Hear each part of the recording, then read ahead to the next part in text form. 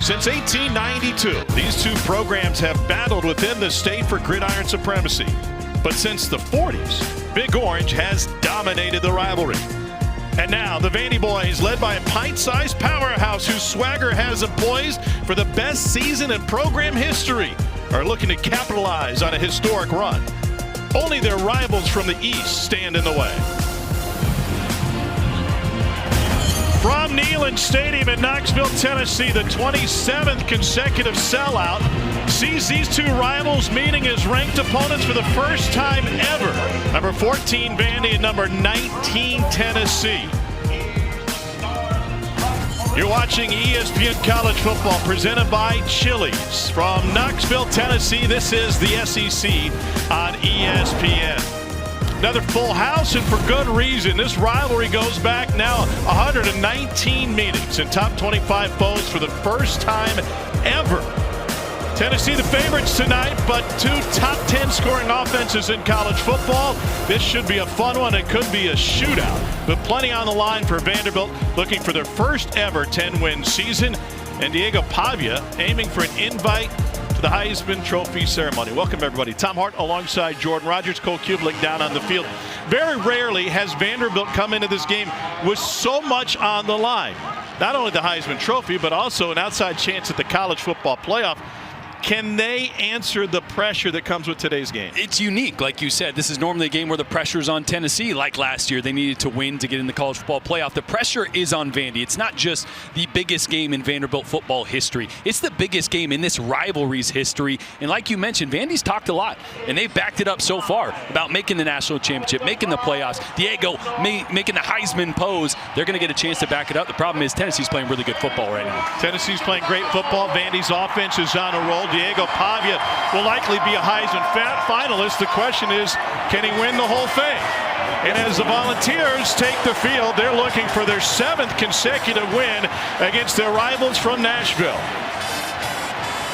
Tennessee and Vandy, and a deeper look at Diego Pavia's game day routine with Cole Kublik when we return.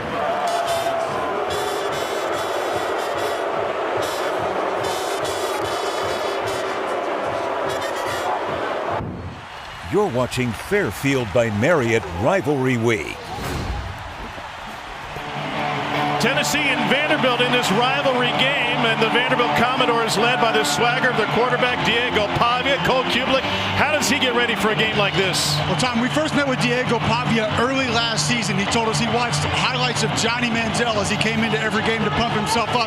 So naturally, I asked him before this game, what'd you watch on the way in to get ready? He said, me. Then I asked him, what do you do for a little extra motivation in a game like this? He said, I don't need anything else. I said, do you need contact early to kind of get it going? He said, oh, I've already had that today. Of course he has, and he's got a lot of highlights to watch. He's been on fire over the last 3 weeks. Brock Taylor has it on a tee. Dwayne Moore is set to return. What a scene in Knoxville. And this sellout crowd into it early, no return. And we expect some chippiness in this one. Joey Aguilar is still new to the Tennessee program and new to this rivalry. The JC transfer leads the SEC in passing yards per game. Yeah, he's made an instant impact on this offense, especially pushing the ball downfield. His accuracy on those deep shots has been exceptional, and he's a veteran making his 36th career start. He'll need that today because Vanderbilt's playing really good football on the defensive side. Can he weather the storm early and protect the football? Interceptions have been an issue for Joey. That'll be paramount today, and Vandy showing blitz to open this game. They are stacked on the line of scrimmage. Aguilar with the check, and he'll get some more help in the backfield. Top 5 offense in college football in points and yards, and that penetration has Tennessee losing a half yard. Let's meet the impact players. Yeah, Chris Brazzell, one of the best wide receivers in the entire country. You see the ranking there, and the 2 DBs, the corners for Vandy, have struggled at times in coverage. That to me is going to be the story of the game. Can they cover downfield on those deep shots from Tennessee? Impact players brought to you by Chili's. Aguilar wants to go deep. He's got man coverage, and it is off the hands of the intended receiver, Chris Brazzell II. Everybody in orange in this building, which is about 100,000, thought they saw pass interference. Yeah, this is just a 50-50 ball to Chris Brazzell with Colby Taylor in coverage. There's a lot of contact there, but that'll set the tone early. So the refs are going to let that play. then they better hold that standard for the rest of the game, because Brazel was trying to fight his way back to the ball, and Colby definitely got a piece of him. Tennessee's offense high-powered no matter the down. They lead the country in first quarter scoring, but in danger of going 3 and out on their opening possession here this afternoon. Got man coverage again. Aguilar goes underneath. This is Deshaun Bishop, and he gets stuck shy of the 30. Colby Taylor and C.J. Hurd hold him to a gain of 6. Yeah, so this is going to be a look that Vanderbilt wants to see what Tennessee's blitz zero answer is. They're going to stack everybody at the line of scrimmage, as you see there, and they're going to leak this back to the flats, because normally he'd be coming across to block. They're going to bluff. That end would be responsible for him, but he thinks he's blocking. So early on, Vanderbilt wants to test what your answers to the blitz is, and so far, great job by that Vanderbilt defense. This is only the 3rd time in 12 games that Tennessee will have failed to score on its opening drive. Jackson Ross set to punt it away. Martell Height stands at his own 26 for Vandy. And a fair catch taken at about the 27, 42-yard punt. And we, along with the fans here, say good afternoon to Diego Pavia. He has been sizzling in the month of November. It's been a November to remember. He hopes to end his season in New York, if not the college football playoff. Tom, he's been on an absolute heater, and you never leave the table on a heater, and he doesn't plan to. 3 straight games with over 365 yards passing. This Vanderbilt offense has evolved from kind of a modern triple option, run the football, slow the game down, to a team that can drop back, pass the football frequently, and still beat you. The evolution of Pavia has been exceptional, but he's going to have to deal with this crowd here on Rocky Top all game. They'll open with a fullback, Gabe Fisher, and the tailback, Cedric Alexander.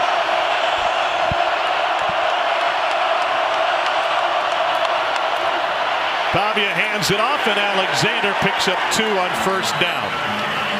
Let's take a look at Chili's impact players. Yeah, Cedric Alexander, the running back, does everything for this team. And Trey Richardson, the speedy wide receiver, is a deep threat that's had a couple massive games back-to-back.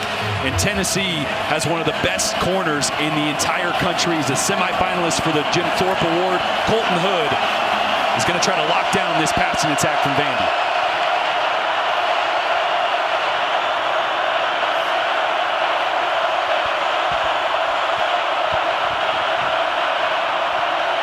That's Richardson in motion. Pavia out of the shotgun, wants to throw. A little out route handled by Richie Hoskins, and that'll set up 3rd and short. 3rd and about 3 for Vanderbilt.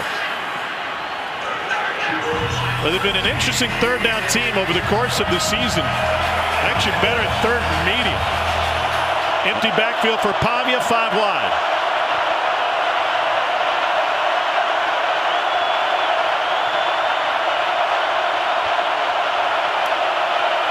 They bring an extra man. Pavia to the perimeter, and the catch made right at the marker by Eli Stowers, and that'll be a Vanderbilt first down. What a tandem, Pavia to Stowers. Oh, it's a great job by Pavia of just feeling Arion Carter coming right here unblocked. He knows he's coming. He's got a quick route to Eli Stowers, his go-to guy. Just waits long enough for Stowers to get outside the break and delivers a strike in coverage. A nice job by Cade McConnell, the left guard, trying to switch that pressure off, but it was there too quickly, like you said, Jordan, staring right down the barrel of that blitz. It's been a blessing for Vanderbilt. They've had the same starting 5 on the offensive line all season. Pavia will read to go at the end around. And there's room on the perimeter and out to the 45-yard line. That is a gain of 7 on first down. Caleb Barnett. And there is an injured Tennessee player on the far side of the field. That's Jackson Moy, starting tackle. Yeah, Jackson Moy, one of their best guys up front. Really the strength of this defense is that front 4. We hope he gets up. Vandy with the ball and driving early.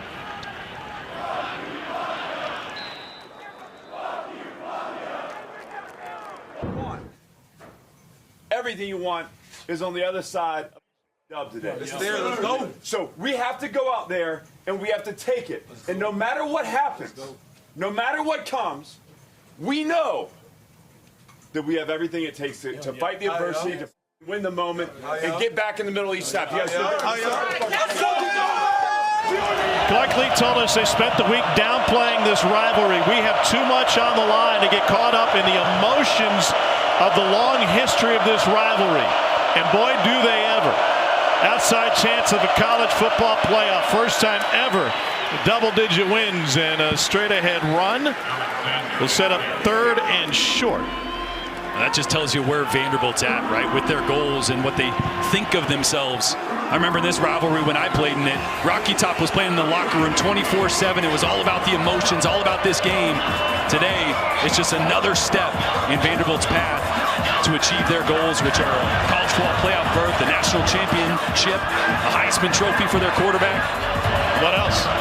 A 3rd and short right here. Kylan Young has entered at the right side. They got A.J. Newberry at tailback. QB sneak. Oh, it's wide open if they wanted to. Instead, they go with an end around again. Junior Sherrill has room, and he's got a first down and nearly had 6. Vanderbilt stressing the edges on this opening drive. That's a gain of 19. Boy, it's really the block by Eli Stowers initially to get the kick-out block on this defender that's trying to set the edge on this little jet sweep handoff. It's a great block by Stowers. Gives Junior Sherrill the ability to cut up inside. Not what we're used to seeing out of Stowers. Not that he's not a good blocker. He really is, but he is such a dangerous weapon as a pass catcher. And you saw right there, he can get it done when he needs to as a blocker as well. Sherrill's really picked it up over the last couple of games. He's been a picture of consistency, a catch in every game of his college career. Pavia rolling left and being chased, and down the sideline, little dance and a cutback inside for Trey Richardson. Cole, how does the pace feel down there to you? Well, it feels a little bit frantic, but obviously this is a longer drive for Vanderbilt. The intriguing part of that is talking to Clark Lee and Tim Beck before the game. John, they both said, we're going to probably try to ramp it up a little bit. Clark Lee was taking me through how they go tempo in practice every day, how their play sheet with tempo plays is more full than it's ever been. But this is almost last year's Vanderbilt offense that we're seeing on the field right now. They're coming off of a school record 539 passing yards in a blowout win against Kentucky. Opening drive for Vandy after Tennessee went 3 and out. Diego Pavia wants to call his own number, throws in zone, and it's batted away. Stowers, the intended receiver. Andre Turrentine had the man-to-man coverage. I love the play call. They're trying to sell the quarterback run, this little RPO. Eli Stowers on a glance route. Pavia just left that one behind. If he puts that out in front, could have been a touchdown. Pavia has already tied the school record for passing touchdowns with 26 on the season. 14 of those coming over the last 3 games, all conference matchups.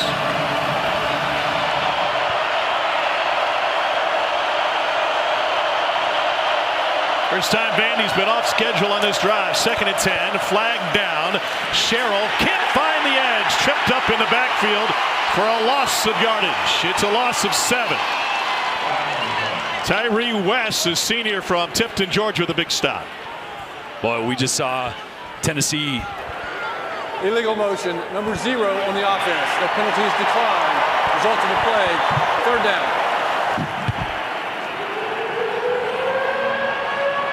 So they'll take the 7-yard loss and leave Vandy with the 3rd and 17. And I was going to say, great job by Tennessee of actually setting the edge on that play where previously they weren't able to.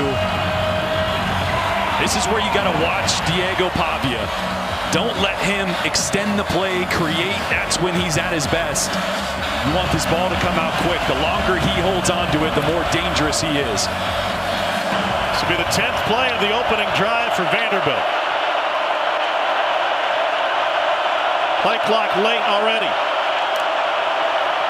Pavia fakes the end around, looking to go deep into coverage and intercepted at the goal line. Idris Farouk has it. And now down to the sideline. Ty Redmond takes it out of bounds for Tennessee. There's a flag on the play back in the far sideline. It looks like it occurred after the pick.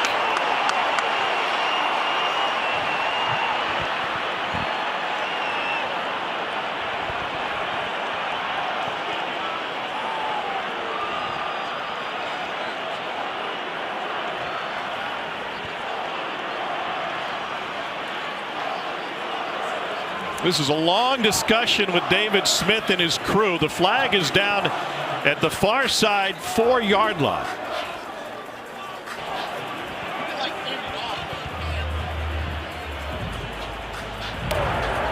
After the interception, illegal forward pass on the intercepting team, that penalty is half the distance to the goal. First down, Tennessee. Farouk pitched it forward to Redmond. And watch Farouk right here. He's just reading Diego Pavia's eyes the whole time. The previous play is under video review for the illegal forward But at pass. the end of this route, he's going to drift this way. If he goes upfield, maybe he's got a chance of breaking this one up. Pavia's leading him upfield. Obviously, Farouk was all over it, but you see how the running back drifts towards the sideline there, making it an uncontested interception there for Farouk. You see, not much of a pass, more of a fumble, but they are reviewing this play.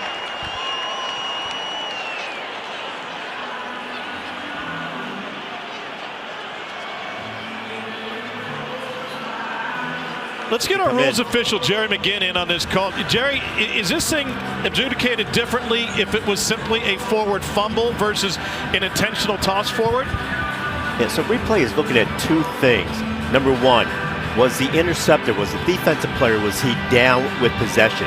From the shots that we're getting, he's active, he is not down, and he fumbled the ball, and his teammate picked it up and ran it. So I think they're going to overturn it to the advancement where Tennessee is further up the field.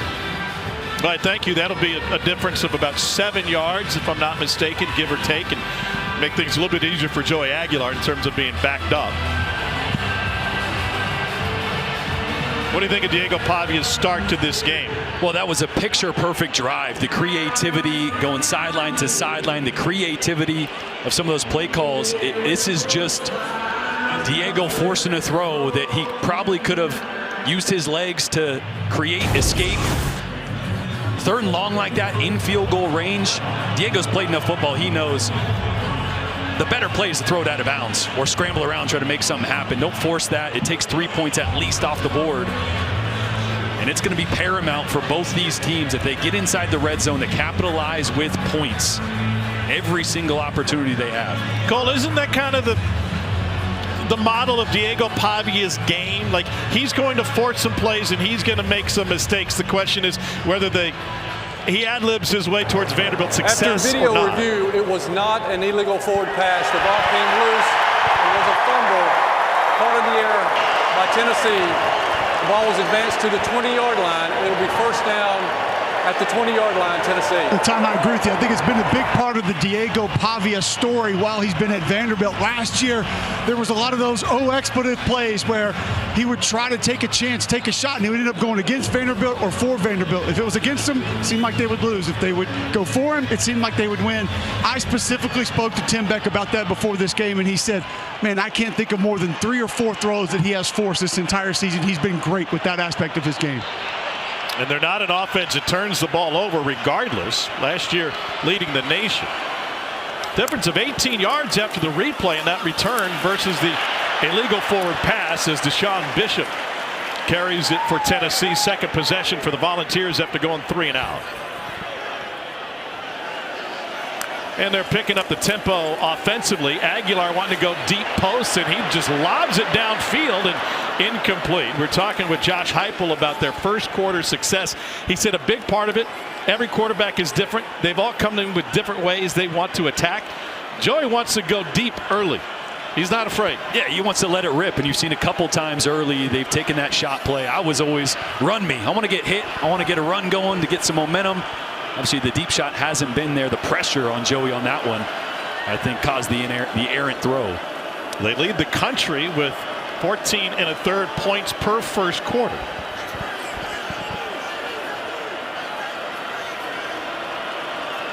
Vandy playing a lot of man coverage early. And here comes pressure again. Aguilar goes to the slant. That's caught for a first down for Tennessee and Braylon Staley.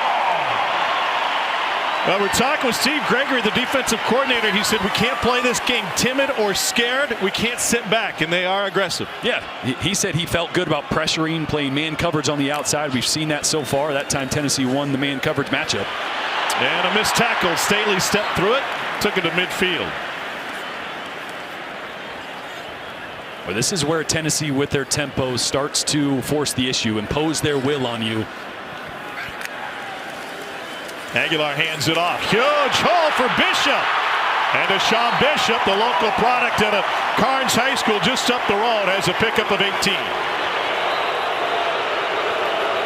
And an injured player, Dante Carter, is down for Vanderbilt. He's motioning towards his left shoulder. Well, it's a great block on this run by the center, Sam Pendleton. He's going to work up on Brian Longwell and just wall him out to allow Deshaun Bishop to get to the second level untouched. Watch this block right here. This is a really good job of climbing, getting your hands engaged, extending, turning the linebacker to the inside, and Deshaun Bishop, who's been so good for this offense. Notre Dame transfer. He has started all 12 games at center this season for Josh Heupel's Tennessee Volunteers. Think about the job that Deshaun Bishop has done this year, replacing the SEC Player of the Year, Dylan Sampson.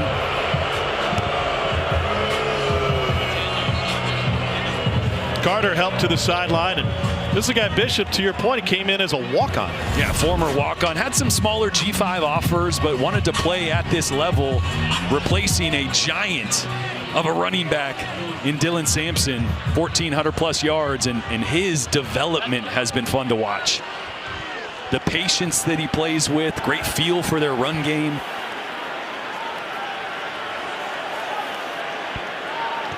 He'll split Staley out to the top of the formation. You see that catch and run got Vandy out of their man covers. They're now in a cover 4 look. Oh, no, looks like they're going to stay in kind of a zone cover 4 look. Hand off to the right side. That is bottled up for a second, and Bishop breaks free down the sideline, and another Tennessee first down. A pickup of 15. And that's what happens. You want to go cover 4 with 4 guys deep and 2 safeties. That means there's only 5 guys in the box. So Tennessee, this is what they do. They play with spacing. They play with numbers. You want to vacate the box and cover deep, we're going to run at you. Simple numbers game, huh?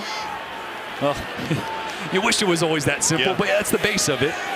If they're going to only keep 5 guys in the box, that means the advantage is to the offense. They're going to run the football, force those safeties to come down, and then they'll take their shots. And now swing to the outside. Staley stood up behind the line of scrimmage. Good coverage and a little bit of trash talk downfield.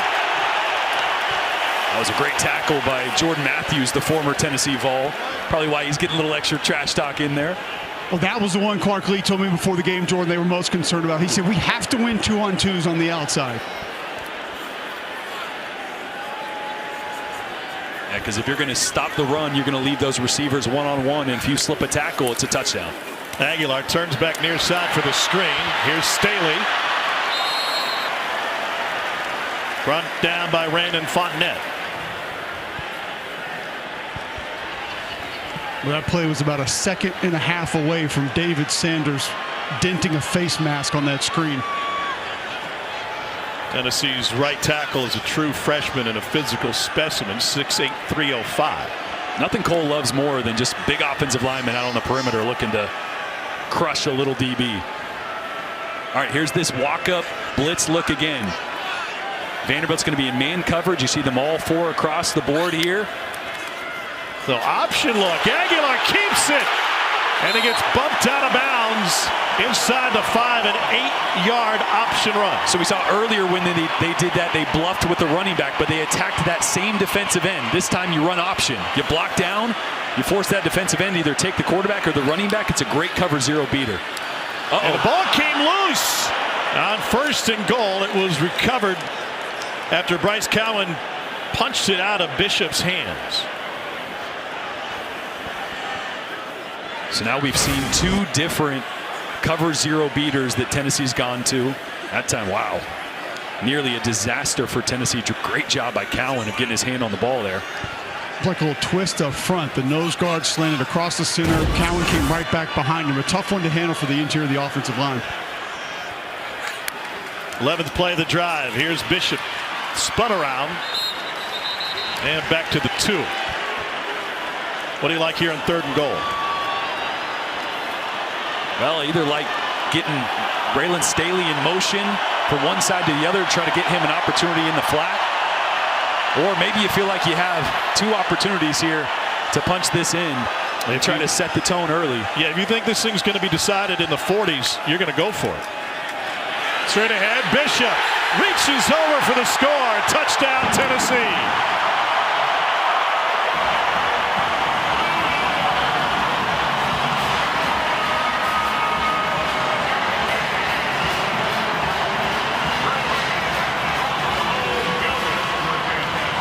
Boy, watch two of the blocks by Wendell Moe and Sam Pendleton.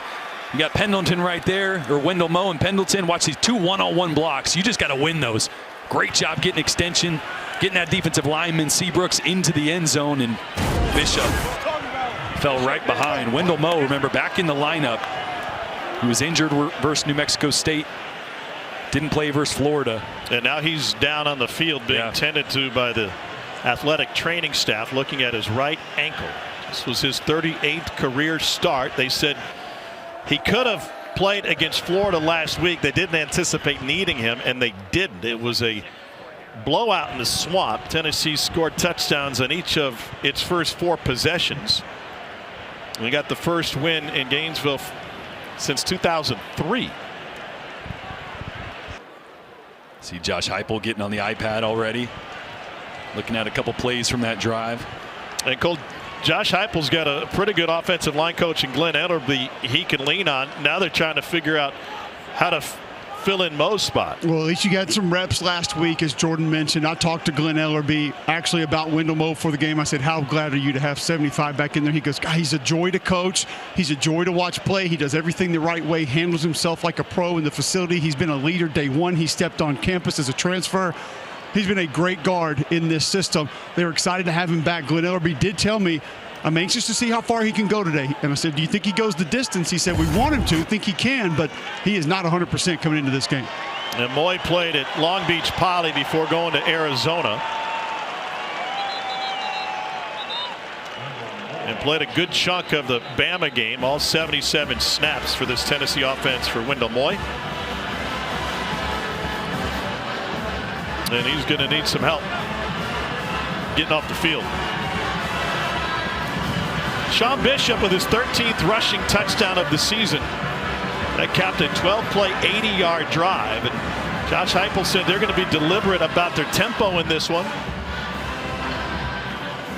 It took nearly 5 minutes off the clock. Even though the headset says go faster, I feel like they had the reins on the offense in terms of using play clock on their second possession of this game.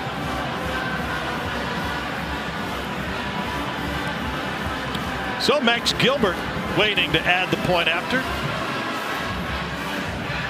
On a chilly day here in East Tennessee, where the temperature won't get quite to 50 degrees. Overcast throughout the afternoon.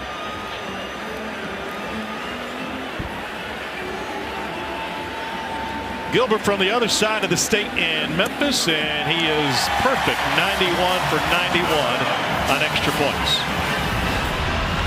Tennessee taking advantage with the Big Orange takeaway, and it was a long drive before Deshaun Bishop hit pay dirt.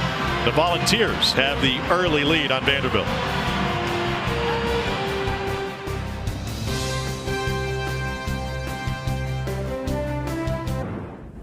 ESPN College Football is presented by Chili's 3 for Me, the best $10.99 you can eat.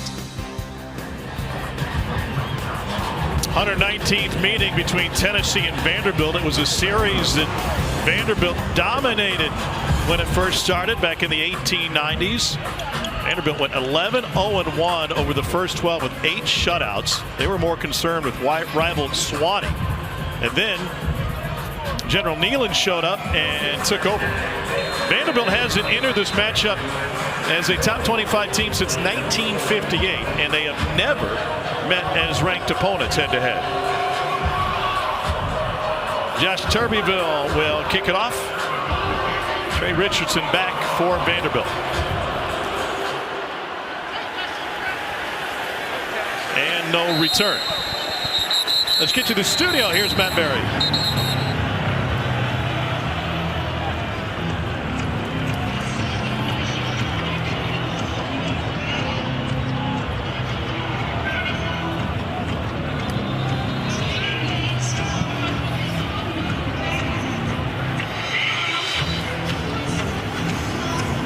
know, if Diego Pavia doesn't go pro in football, WWE is going to be all over him. He was a state champion wrestler growing up in Albuquerque, Volcano Vista High School. Had to go the JUCO route. Home state school didn't recruit him. University of New Mexico. He ended up at New Mexico State. And he gets up for these rivalry games. Takes it over the left side and doesn't find a yard. Let's take a look at today's playbook, brought to you by Flyhouse. Cedric Alexander, tailback for the Vanderbilt Commodores. I think the most underrated player in the Southeastern Conference. In between the tackles, runner with speed to hit the home runs, but he brings the power as well when a defender gets in his way. The hands out of the backfield. To be able to be a receiver out for Diego Pavia down the field. Look at the extension on the catch for the touchdown. And unselfish as well. Willing to help in pass protection. Cedric Alexander does it all for this Vanderbilt offense. This is still very much a hard hat program under Clark Lee, despite the rankings, despite the knocking on the door of the college football playoff. Four-man rush. Pavia gets pushed back and somehow escapes. Ad-libs his way to a lob downfield to McKill and Young, and he takes it all the way to the 49-yard line. There's a gain of 24. Diego Pavia spraying the crowd after that one. And that's why he's so dangerous. Look at the penetration here right down the middle of the pocket. I mean, if you would have paused that right there, you said, oh, surely it's a sack or a negative play. But that's what makes Diego Pavia special. The creativity, the off-schedule throws and plays. And that was a concern for Tennessee defensive coordinator Tim Banks when we met with him at the team hotel last night. He said when he starts to ad-lib, you think you have him, he spins away and finds somebody downfield. That's where he's at his most dangerous. It's an injured player for Tennessee. Jalen McMurray is down on the field, tended to by the athletic training staff. Back to Knoxville in a moment.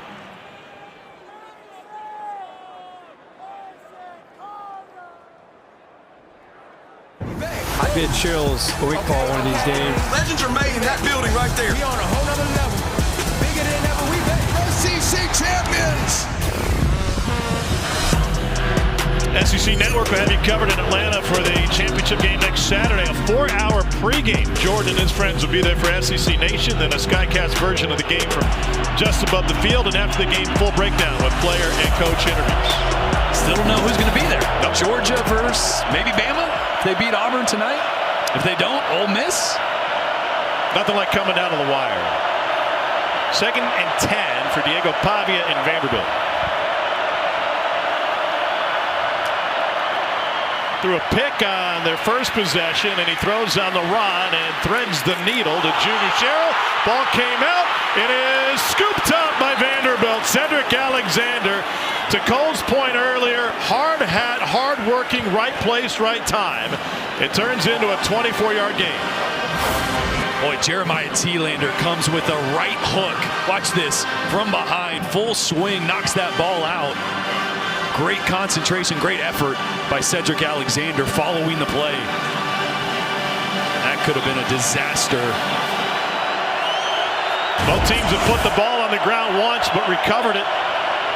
Pavia's interception is what set up the Tennessee scoring drive last time. On first down, a handoff right into traffic and a loss of a yard for Alexander. Arion Carter back in healthy. Had a good game against Florida with 6 tackles. In on the stop for Tennessee. Well, you can already see the plan from Tim Banks, the defensive coordinator for this Tennessee defense. Stack the box, slow down the run, and force them to win the one-on-one matchups on the outside. Feels really good about Colton Hood and Ty Redmond out there on islands. And so far, they've done a really good job of slowing down Cedric Alexander. Just 3 yards on 3 carries so far today. Safeties creep up for Tennessee. Alexander again. Huge hole on the right side. And he will score. 28-yard touchdown run for Cedric Alexander. Pavia Mafia feeling it in the stands.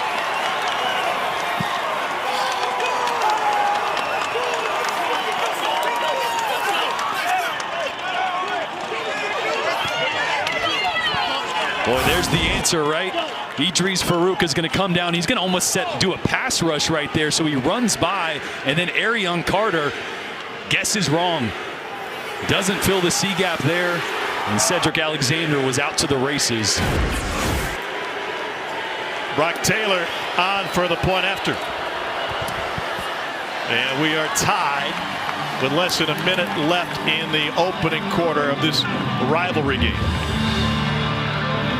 Take a look at this week's college football playoff rankings brought to you by Capital One. And we're looking at the odds for Vanderbilt to sneak in. Really, you'd have to be in the top 10 unless Miami's able to climb. And that was a convincing win for the number 12 team. Yeah, everybody right here is going to stay in. So now you need chaos, chaos, chaos, and some help.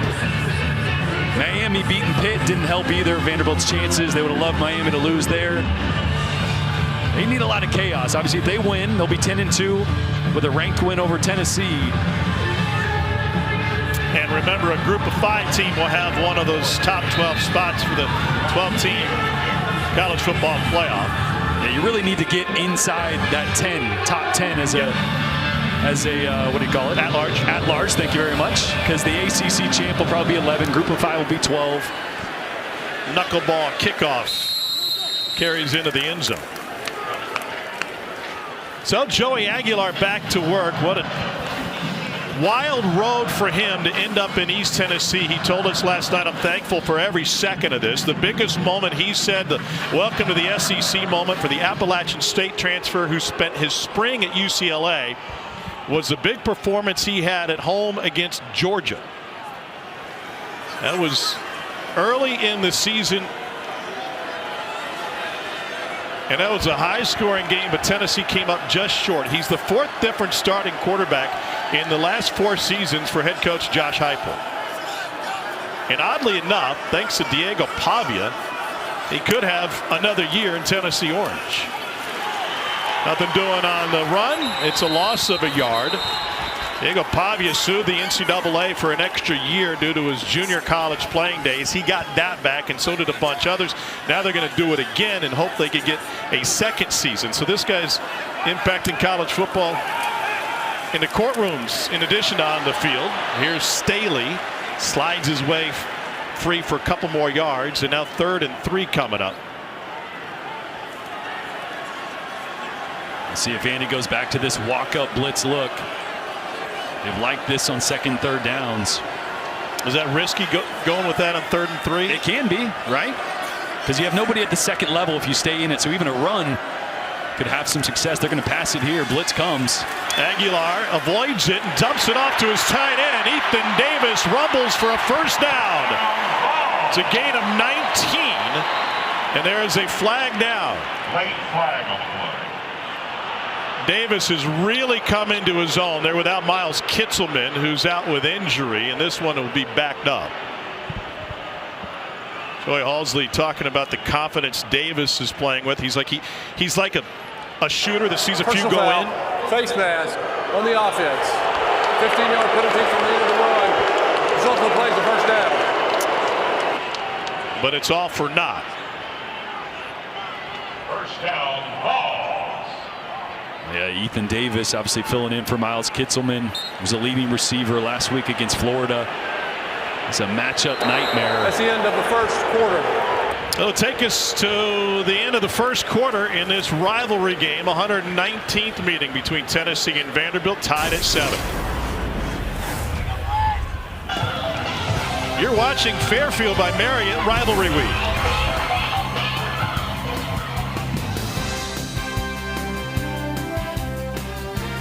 ESPN College Football presented by Chili's. Vandy and Tennessee tied at 7 moments ago. Cole Kublik with Clark Lee. Coach Lee, fairly aggressive first quarter from your defense. Is that where you feel like you need to live for the rest of this game? Well, I mean, it's always dangerous against this offense. I think we've held up all right in coverage, a little bit leaky in the inside in the run game. So we're going to do what works. You know, pressure's a part of it, but we got to be able to play coverage too. Thanks, Coach. Thanks so much. All right, thank you, Cole. And Deshaun Bishop, who owns the Tennessee touchdown, brought down by Randon Fontenette. Third possession for Tennessee. Volunteers went 3 and out on their first and scored on their second. Aguilar wants to go deep and sailed it high. Chris Brazel the second. What makes Joey Aguilar a good deep ball thrower? Well, he puts a ton of air on the football. I think for Tennessee fans, if you remember, Nico and Joe Milton, those guys had howitzers on the right side of their body, but the ball came out so flat, didn't give the receivers a ton of time to adjust. He does a great job of putting enough air on it.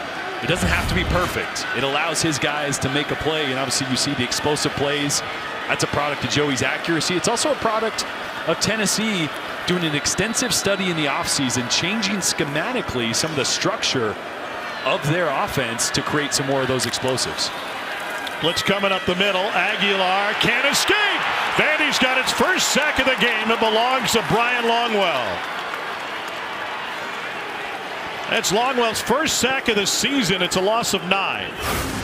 Boy, look at all these guys up around the line of scrimmage. This offensive line is going to have to sort out who's coming, and it's going to be Longwell right up the middle. Deshaun Bishop does his best to stop him.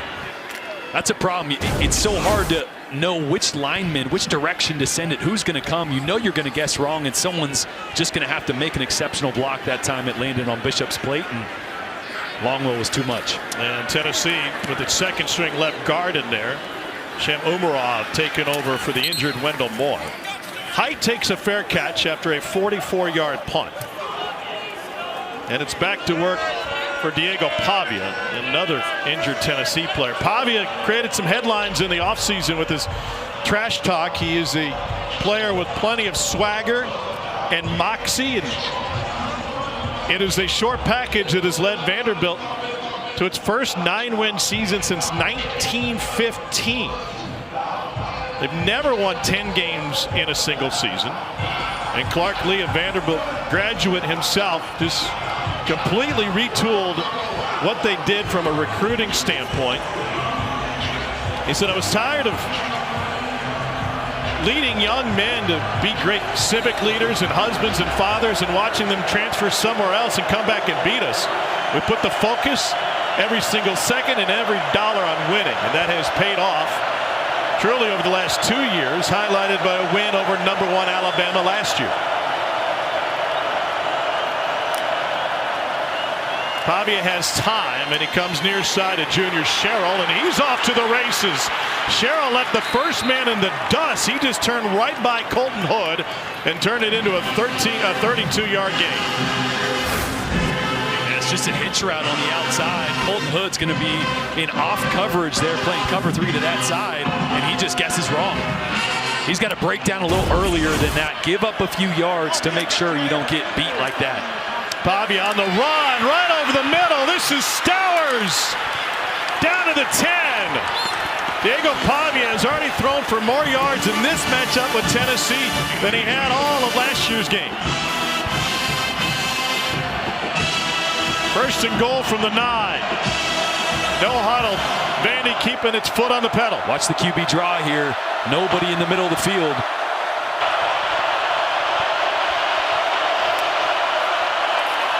Pavia has it batted down. There is movement pre-snap, and that will back up Vanderbilt.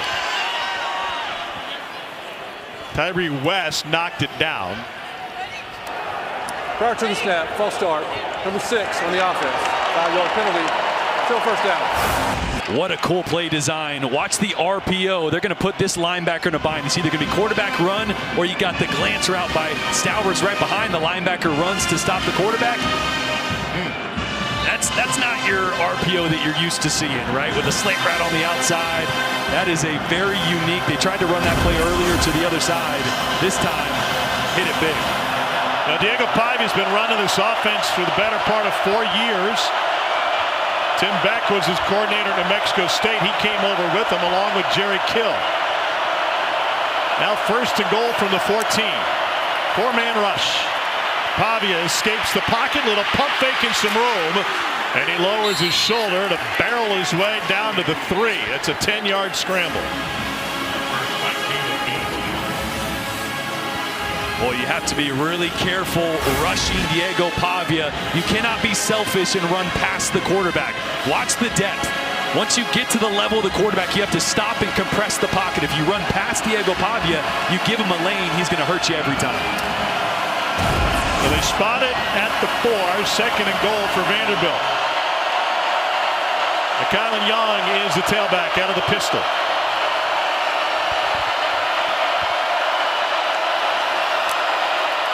Here's Young, dances in the backfield and finds the checkerboard.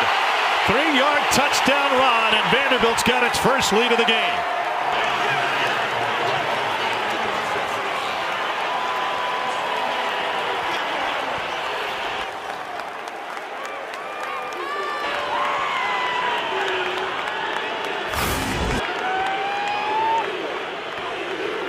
I watch Pavia spin around here and try to get in the action there. That's just a great drive.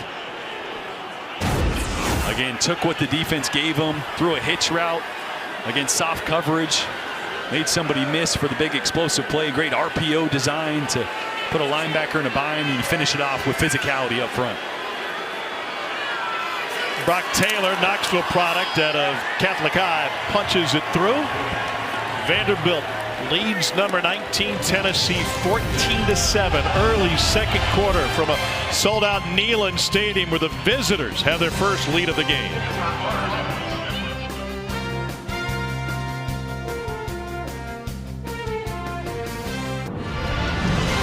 From Neyland Stadium, Knoxville, Tennessee, you're watching the SEC on ESPN. There's the Taco Bell Live Más student section. Only one student section can claim the title of Live Más Student Section of the Year.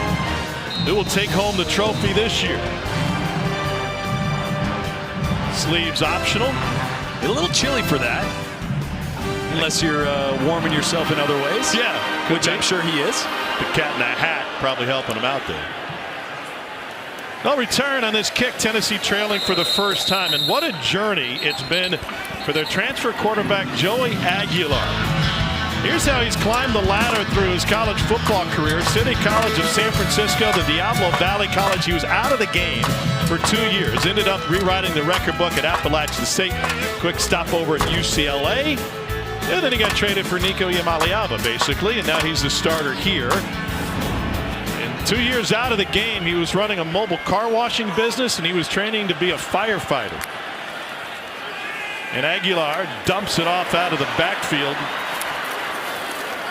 for a gain of a few. He told us yesterday that his welcome to Tennessee moment, in addition to that Georgia game, was when he got the starting job and he got a text from a number claiming to be Peyton Manning. He said, I didn't believe it at all. And then he called and I heard Peyton's voice. Here's Mike Matthews, and he sheds a would-be tackler. Picks up a first down. That's a gain of 16. It's a long way from playing Butte Junior College when you're at Diablo Valley. Special place in my heart for both these kids because they're JUCO kids like I was. Joey Aguilar played in the same conference that I did in JUCO, Northern California. What a pleasure meeting with Joey yesterday. Handoff to DeJuan Morris, and the freshman from Chattanooga takes it straight ahead.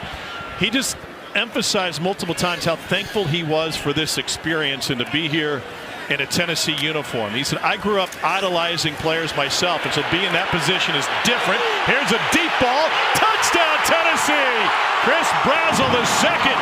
It's a 52-yard strike from Aguilar to Brazel.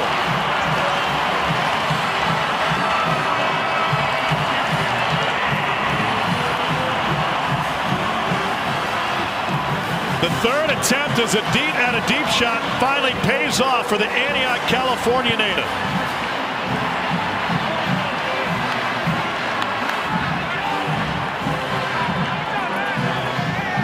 And that play is Josh Heupel's offense in a nutshell.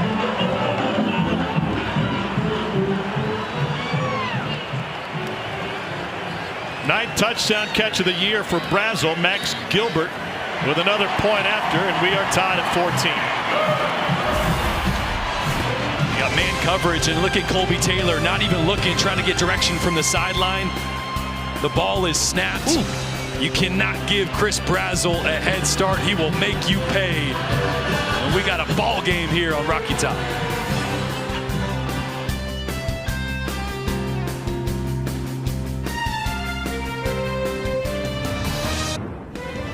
ESPN College Football presented by Chili's is brought to you by Fairfield, part of Marriott Bonvoy. Wherever the season takes you, Marriott Bonvoy has a hotel for every kind of fan.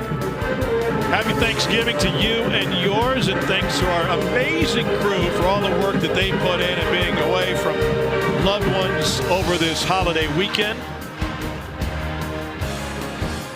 And what a way to finish it with this rivalry game. Perfect football weather in the 40s and overcast. A long history between these two programs. It's been Vandy playing the spoiler, whether it was keeping Tennessee from going to the Rose Bowl back in the day or just a few years ago, upsetting them behind Derek Mason and keeping the Volunteers from the sugar.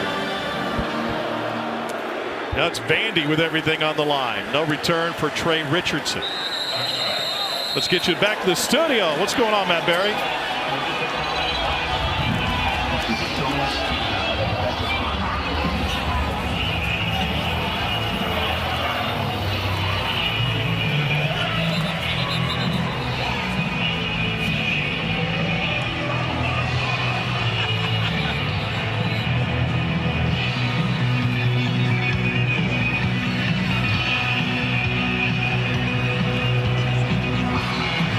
Well, they're going to say we never should have let these Ivy League guys into the playoffs. First year that they're able to play for a national title at the FCS level. Vanderbilt's offense has been humming right along, better than 10 yards per play this afternoon. A.J. Newberry in the backfield behind Pavia. Pulls it back, wants to go deep, and down the sideline, intercepted for the second time. This is Ty Redmond with the takeaway.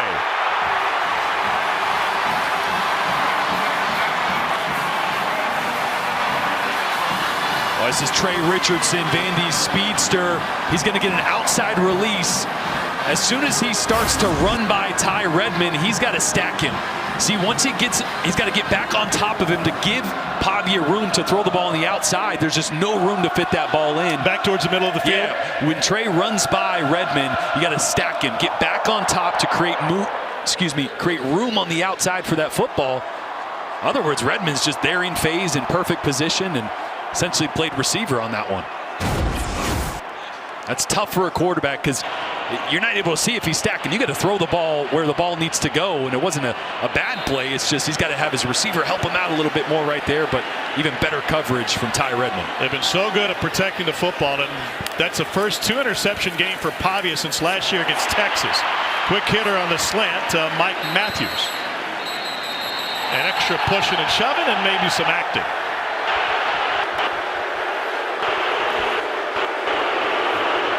No Oscar there. He wanted it though. Yeah, he was lobbying. Watch number 0, Ethan Davis. There's the whistle. Oh my! The front of humanity. A couple of broken tackles for Deshaun Bishop. And Tennessee would be looking at a 3rd and less than 2. That's the effect of that deep shot they had earlier. Vanderbilt in the first couple plays with 2 safeties high. So Tennessee's going to run the football, and that's the chess game, right? And then run game starts to roll. Vanderbilt's going to have to add a safety to the box, and then you're one-on-one on the outside. And at some point, you just got to win those matchups on the outside of your Vandy, because you have to slow this run game down. Tennessee kind of yo-yoing with the tempo here. They were pushing it for a moment. Now they slow it down again. Star Thomas in the backfield. And these are these condensed formations. You see how much tighter these Tennessee receivers are than we're used to seeing? They usually spread sideline to sideline. Aguilar, complete and incomplete. Excuse me. Ball came out. Brazel just couldn't squeeze it. That's one of those wrinkles that Josh Heupel and Joey Halsley both mentioned. You know, this offense back in 2022, everyone was so worried about the tempo, they just played man coverage. They just wanted to line up and play man coverage, and Jalen Hyatt just ran by everybody in the conference. And then 23 and 24, everybody started doing drop 8. And so those explosive pass plays went away, and they had to run the football. That's where Dylan Sampson led the SEC. And a bobble, but a catch nonetheless by Staley. Immediately gets taken down. It's a loss of 3. But the evolution of those defenses caused a counter for Tennessee. And so this offseason, like, we're not going to be okay with just not being able to create explosives through the air. So how can we do it?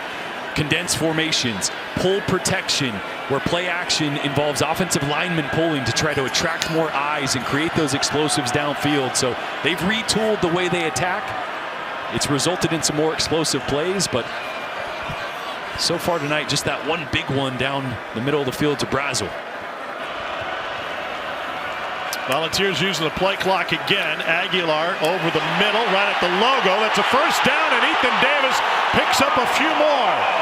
He's on a heater. That's a 20-yard pickup for the tight end.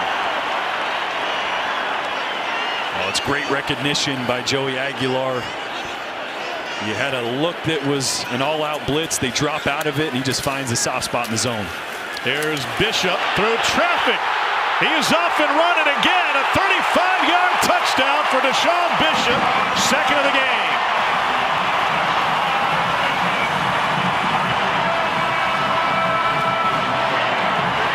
Bishop's running against Vanderbilt like he's back at Carnes High School playing Powell. That caps a 7-play, 63-yard drive.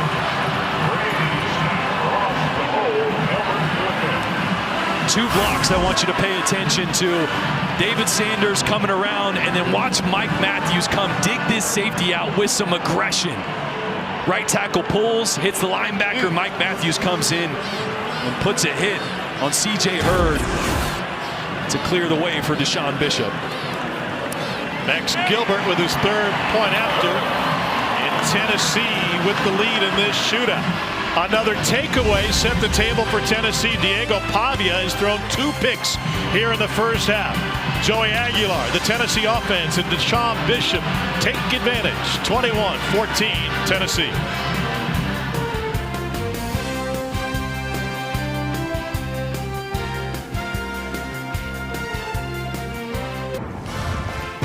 The College Football Playoff Selection Show. The bracket will be filled. Judgment Day is here. CFP Selection Show coming your way noon on December 7th. What a weekend already for this rivalry week, and then next weekend conference championships to set the field. No return for Vandy. It was a busy offseason for Diego Pavia. He walked onto a bus that doesn't move and left an impression.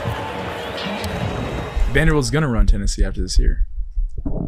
Like, this is going to be the new staple of, like, college football is going to happen here at Vanderbilt. Do any of you and the boys ever, like, talk about that? Like, we got to be the state school. Well, we're in Nashville, Tennessee. Like, we're in the Music City. Like, we need to be the brand of Tennessee. Everyone wants to come to Tennessee because of Nashville. So they want to come to Nashville, so Vanderbilt.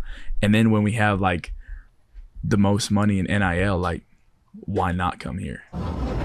And to his point, they also got their head coach locked up with an extension. But those comments certainly made their way around the Tennessee football program, as if this rivalry needed a little bit more juice. Pavia checks back to the left, and that's batted down.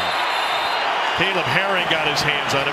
What sort of pressure does it put on you when you talk trash in the offseason against your rival? Well, you just got to back it up, right? I mean, on one hand, I think Pavia's been the most impactful transfer portal era player since Joe Burrow, right? I mean, just the impact he's had on this team and where he's been able to take them.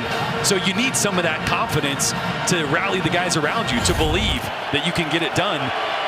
But you also got to back it up, right? You start striking the Heisman pose. You know, you got to turn things around here against your rivals with the college football playoffs still on the line if you do win. Now 2nd and 10, they go with the Pavia keeper on the fake, on the sweep. Dominic Bailey with the stop. 3rd and medium. Yeah, these 3rd mediums are where Eli Stowers has been the go-to guy. They're talented tight end. They like to put him in the slot. They like to try to create a matchup. This time he's going to be on the end of the line of scrimmage. I bet you he goes in motion across the formation. Or the other way. Yep. He had a 50-50 shot.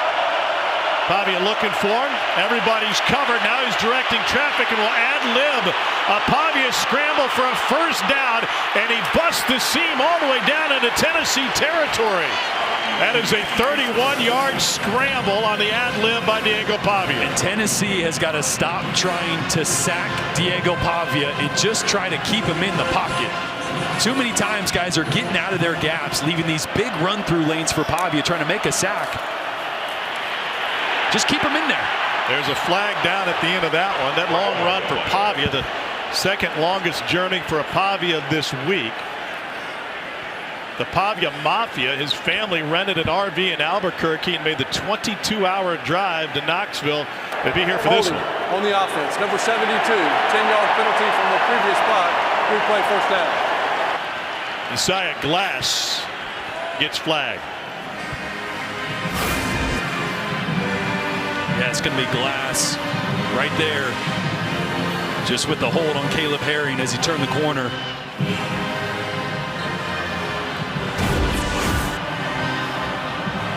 You think that was a lively RV drive from Albuquerque with the entire Pavia crew in there? You got 22 hours to kill and your last name's Pavia, you're going to have some fun. Like Wade Boggs on a cross-country flight. First and 20.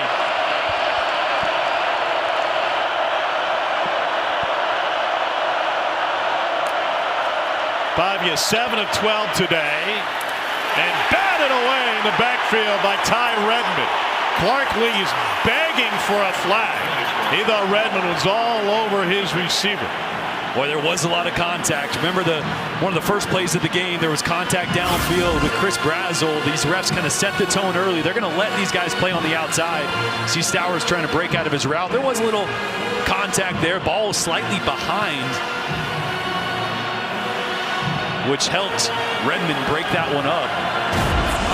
But again, they set the tone early. They're going to let these guys be physical on the outside. Calling it both ways, or allowing it both ways. Now second and 20, four-man rush. Pavia will again leave the pocket. There's a flag down in the backfield, and he gets shoved out of bounds on the apron. It'll be Glass holding for the second time.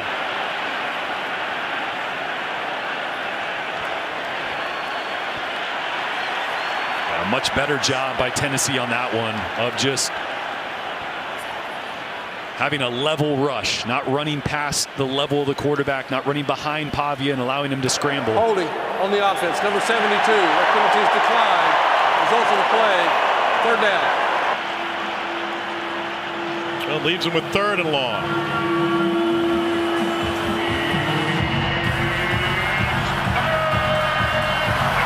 Remember, Pavia converted a third and long with a quarterback scramble earlier this possession. Yeah, they're third in the country on third and long. They've been really good in these scenarios, partly because of Diego's creativity and ability to extend plays.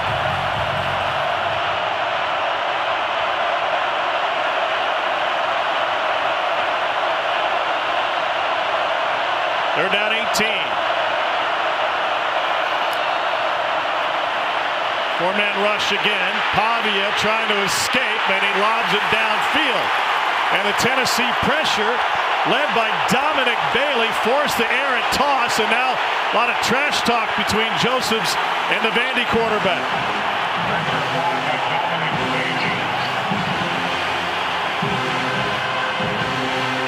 Boy, watch Joshua Josephs try to win on an inside move right here.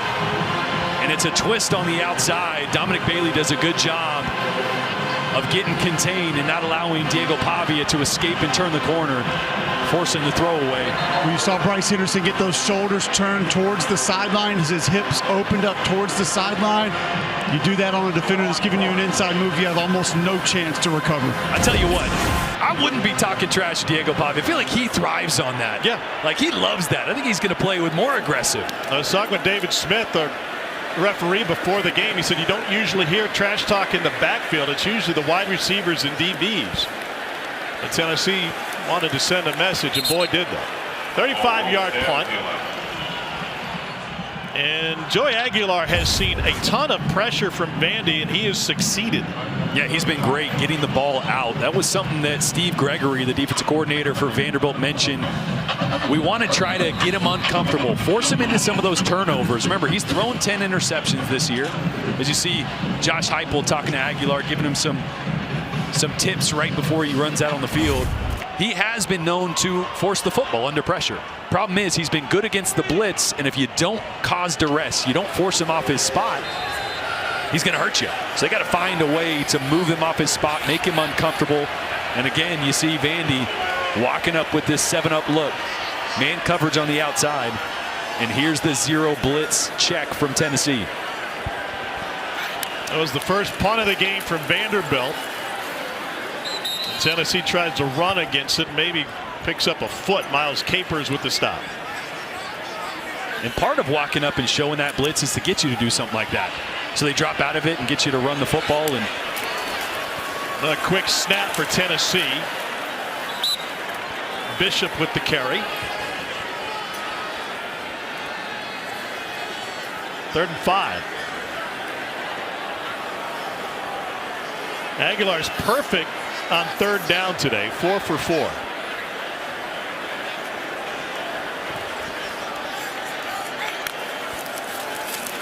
To throw, and wide and incomplete, but a flag. Staley was matched up with the linebacker, or pardon me, safety Fontenette. And the Vandy captain just cost his team. Pass interference on the defense, number 2. The ball will be placed at the spot of the foul, automatic first down. Yeah, Randon Fontenette's just going to grab the right shoulder, you see there, of Staley as he's trying to get out of his break. Fontenette had one of the biggest plays of the season last year for Vandy with a pick 6 in their home win against #1 Alabama. Junior from Freeport, Texas. Aguilar has plenty of space and floats one to the sideline, incomplete. Brazel guarded by Colby Taylor.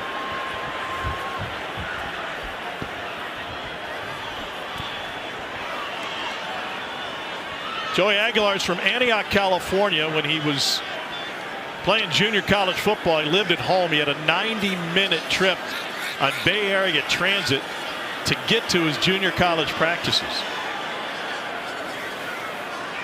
Went through the COVID season where it was canceled, another year where he didn't play, and he said, I thought I was done with football.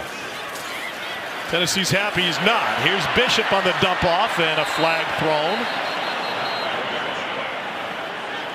This field has been littered by yellow hankies here in the first half. Yeah, they're going to get Mike Matthews on holding there.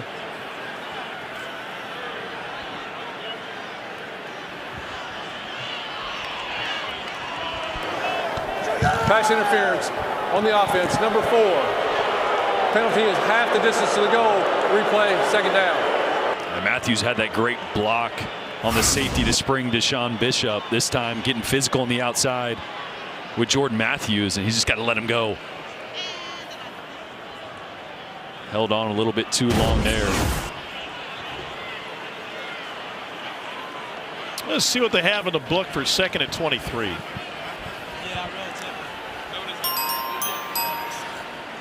And look, this is the identity of Vandy. They're going to walk up, all 7 guys, on 2nd and forever. They're not going to let Tennessee force the issue. They're going to try to, again, that's what they want. They want you to be forced to have a quick throw. Not have time to drop back, protect, and attack you deep downfield. Steve Gregory said, look, Tennessee's got their tempo that kind of sets the tone. That's our version of tempo. Locking up and forcing you into a certain play call.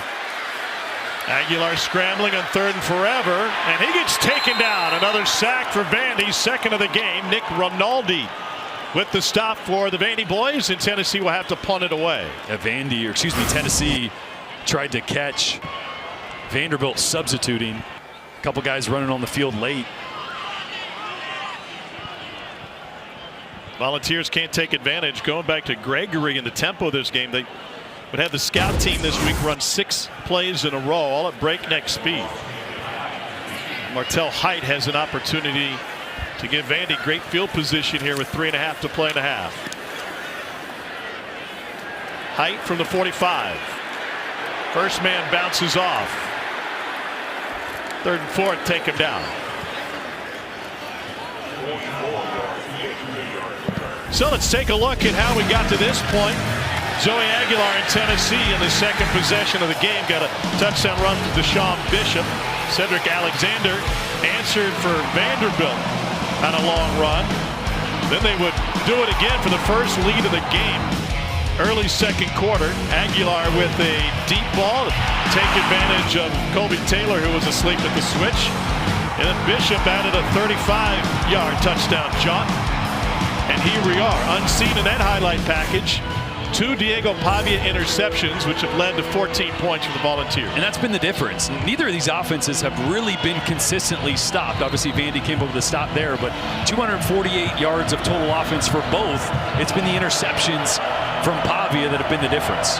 And it's a big drive here, because remember, Tennessee started the game with the ball, so Vandy's got an opportunity to double up here, get some points on the board, and get the ball after half. We expected this, and the odds makers expected it to be a high-scoring game. And certainly on pace for that. Pavia just got it off in time, swings it to the perimeter to Trey Richardson, and he is forced out at midfield by Jeremiah Thielander after a gain of 3. That was such a good job by Thielander. I love watching this kid. I remember we talked to him earlier in the season. I was like, you know what? I feel like you have zero regard for your body. That's right. When you play the position, which is perfect for a linebacker. He will throw his body at any player, no matter the size. Risk is too big for him. Dad, a college coach at Missouri, Bowling Green, UTEP, among other stops. Played his college ball at Mizzou for a loaded coaching staff. Well, he grew up around the game. 2nd and 7. Looked like Vandy moved on the right side. Straight ahead, Alexander. Gain of 17. Gotta find a mouthpiece and put it back in. Ooh. That was clean. He's had a couple of those go wrong this year. Yeah, he has. Equipment check.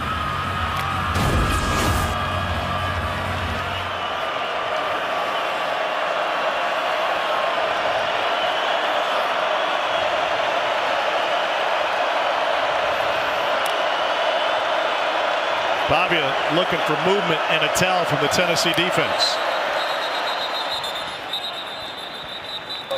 2-minute timeout. And they run it down to the 2-minute timeout. Vandy trying to tie this thing up before halftime. From Knoxville, Tennessee, Volunteers lead 21-14 in the 119th meeting between these two in-state rivals. All nation, please.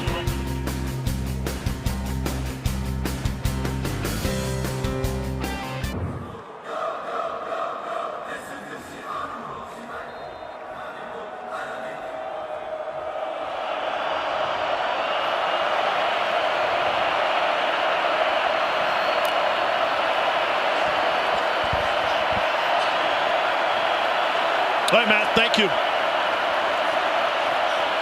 They reset the clock to 2 minutes for the timeout. Pavia with the handoff and a quick hitter on the left side for Cedric Alexander, and a touchdown run on a gain of, a first down run on a gain of 11. That's a great job by Pavia changing the play at the line of scrimmage there. It was just counting numbers. They were heavy to the left side. Tennessee didn't really adjust, so they had one less guy over there, and Pavia dialed up the perfect call there on the left side.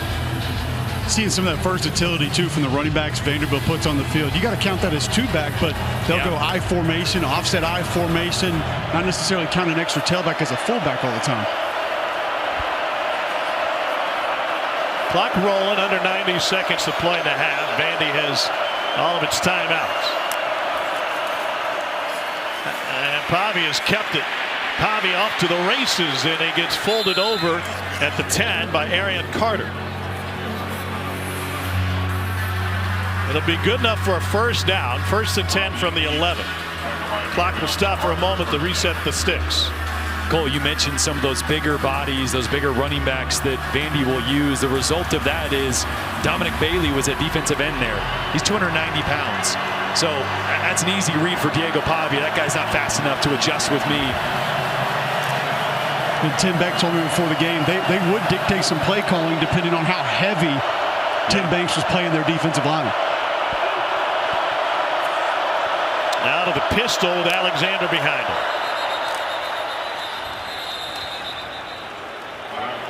Movement against Vandy again. There's something off with the rhythm of the offensive line for Vanderbilt today. I think that's Bryce Henderson with an early jump there. I think some people might say kneeling, Tom, had a little bit to do with that. Yeah, could be. Yep. The sound. This is not a fun place to play when you're trying to communicate. I can attest to that. So this could be a 10-second runoff. The right tackle, Bryce Henderson. Our Vandy would be forced to use a timeout to save the 10 seconds. Yeah, they got 3 of them. Don't need all 3 with just 41 seconds. Please reset the game clock to 42 seconds. False start, number 55 on the offense. 5-yard penalty, still first down. A false start with less than 2 minutes remaining is a 10-second runoff. Vanderbilt has used their timeout to avoid the 10-second runoff. Timeout, Vanderbilt. Correction, please reset the game clock to 44 seconds. 44. David Smith walking us through it. Cole, what's it like playing in this building? It's not enjoyable when you're playing up there and you're a center. You're trying to get calls to your guards. Timeout will be tackles. 30 seconds in length. I came into this place year after they won a national championship, and I can tell you it was deafening. It's the loudest stadium I've ever played in. It helps when Deion Grant returns the first pass for a touchdown. Please reset the game clock to 44. 4-4. But they just make it impossible, and that's where some of the helmet communication comes in as a big assistance. Everybody has signals that they can get in also, but I mean, Jordan can speak to it as a quarterback as well. You have to understand, the guy next to you's got to know his assignment. You're not going to be able to communicate everything once this place gets going. What about the quarterback perspective? Well, I threw 3 interceptions here my first time, so it rattled me quite a bit. Look, I'm glad I asked. The noise causes you to really speed up your thought process, both pre and post snap. It causes things to move too fast for quarterbacks. That's some of those bad decisions. We've seen a few forced tonight from Diego Pavia, probably a result of some of the noise, feeling some of the pressure.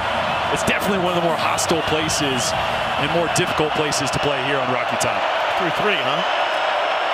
One of them, Jordan Matthews, threw up his hand like he was wide open. He was triple covered, so I'm going to blame J-Matt on that one. 1st and 15, Pavia fakes the end around. He wants to throw off all the razzle-dazzle, and Caleb Barnett with a beautiful spin move to cut back inside.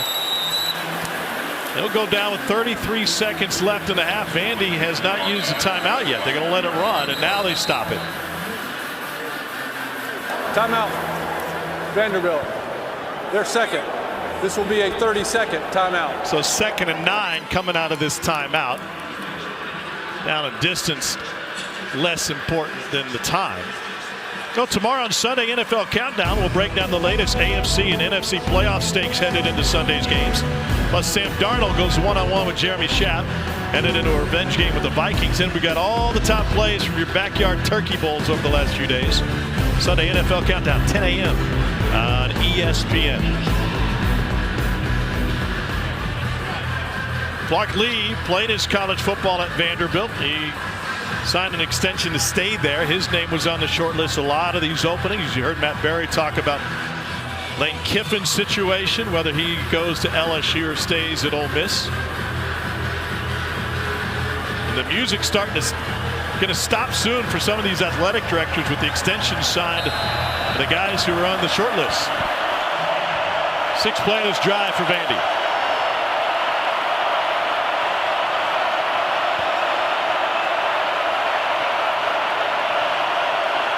Pavia with the check. Going into the student section.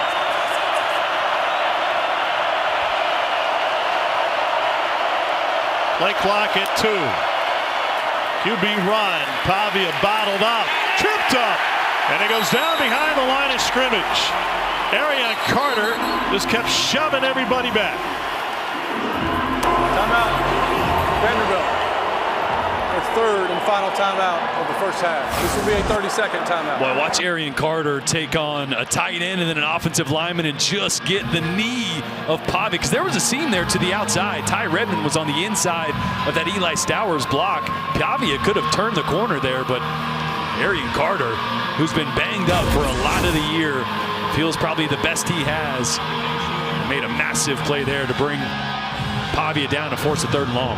Carter missed 3 games during the course of the season, including pivotal loss to Oklahoma. He's 2nd in the league in tackles, nearly 8 per game. Already in 4 tackles, 2 of them behind the line. And this would be a big stop for Tennessee. This is an area of the field they have struggled in. They have not been good in the red zone, allowing touchdowns on 77% of their drives, which is 132nd in the country.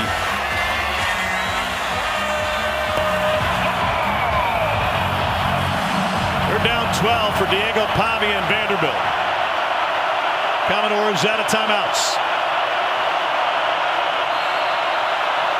And a stoppage ahead. Linesman comes running in. Tennessee has used a timeout. Tennessee, they're first. This will be a 30-second. Well, this series, it dates to 1892. Tennessee has won 6 in a row and 36 of 42. And now they're trying to get into the locker room with the lead. Yeah, I love that timeout right there. Just get a picture of the formation so you can go to the sideline and talk about what possibly could they run. And the assumption is Vandy's running its absolute best 3rd and 12 play. This is a play you have got to have it on a 3rd and long. There's a separate little section of your call sheet. Yeah. Got to have it plays. This is one of them, right? So late in the second half, you're trying to tie the game, so you have this play that you've repped in 3rd and long. This is our money play. So either you've got a great look at it, or you force them to go to the 2nd best play. Exactly.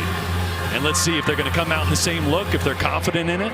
Again, it's not like Tennessee knows exactly what they're going to do, but they can talk about how to leverage certain formations.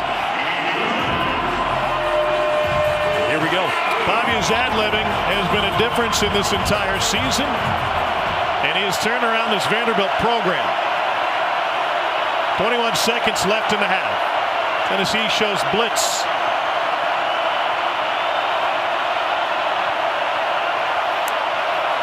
Pavia will boot. Pressured and gets it away. Incomplete. There's a flag down in the backfield. Trey Richardson was the nearest receiver. There was at least 3 orange jerseys in the Vandy backfield. Josh Heupel has a look of disbelief. Personal foul, roughing the passer on the defense, number 6. Penalty is half the distance going from the previous spot, automatic first down. Jalen McMurray delivered a little bump after Pavia released it. Oh, I don't know. There's definitely one full step.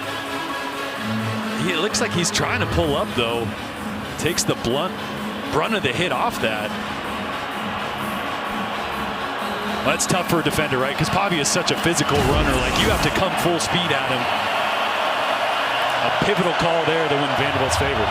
Only 17 seconds remain in the half. 1st and goal from inside the 7.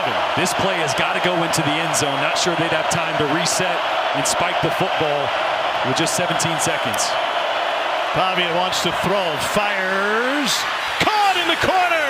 Trey Richardson got the foot down and a Vanderbilt touchdown from 6 yards out with 12 on the clock. An absolute dime from Diego Pavia.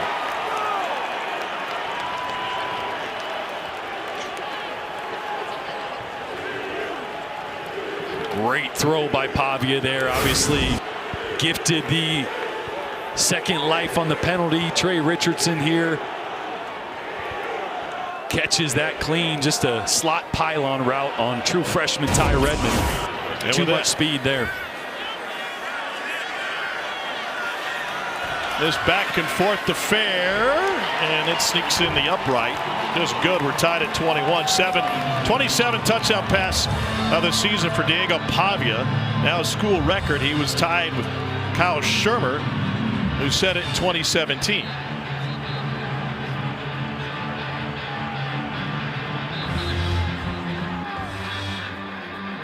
We talked with Clark Lee during the week. And this Vandy team to the most points in the first half on the road in conference play since 2018. Clark's such a chameleon when it comes to motivating his team. There are times where he gets them really fired up, other times including the win against #1 Alabama, where he went into the halftime and basically said nothing. Good half. Go out there and win it. I'm curious what his message will be to his team after an uneven first half here today. I mean, probably much of the same, right? He made this week about Vanderbilt, not about Tennessee, not about the emotions of the rivalry, but just about the fact that, hey, this is about us, our goals, who we are as a team. And I think his message is probably going to be, hey, we turned the football over twice. 2 interceptions in that first half, and it's a tie ball game. We got a chance to start with some points and take the lead. Well, they've had those games where they've had poor starts as well. You mentioned the Alabama game. You don't fumble that ball going into the end zone. Who knows what that game looks like? Texas game, you have to literally turn into a different offense in the second half of that football game to be able to stay in it, give yourself a shot to win it late. So they've been in this spot before. Well, they've never won in Neyland Stadium against a top 25 Tennessee team. Aguilar will take a knee, and that will send the teams into the locker room. Expected a high-scoring affair. It was a sluggish first quarter, but a pair of Diego Pavia's interceptions gave Tennessee multiple opportunities. Vanderbilt will receive the second half kickoff.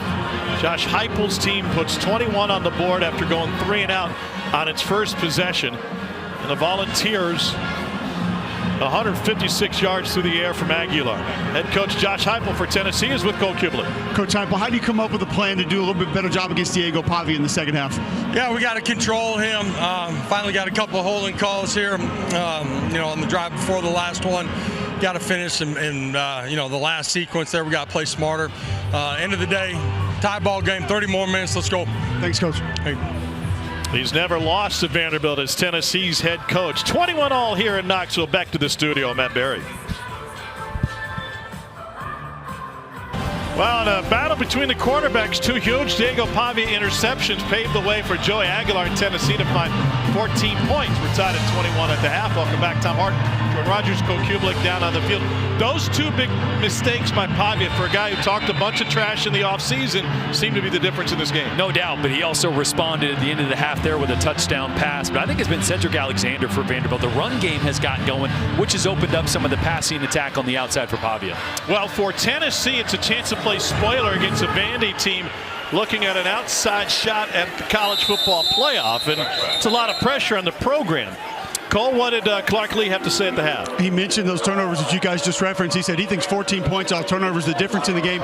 He did say along the front 7 defensively, feels like they're still punching up at this Tennessee offense just a little bit. He said that's why I'll still continue to mix in some pressures, mix in some movement to try to continue to cause disruption. Pavia 10 for 17 for 160 yards. They started this game, Jordan, by going sideline to sideline. Some sweeps were mixed in, shots of the perimeter. They started to get a little man coverage, and they were able to attack that on the outside. Tennessee coming out in a 2-safety zone bracket look here. Diego Pavia threw for 160, 1 touchdown and 2 picks in the first half.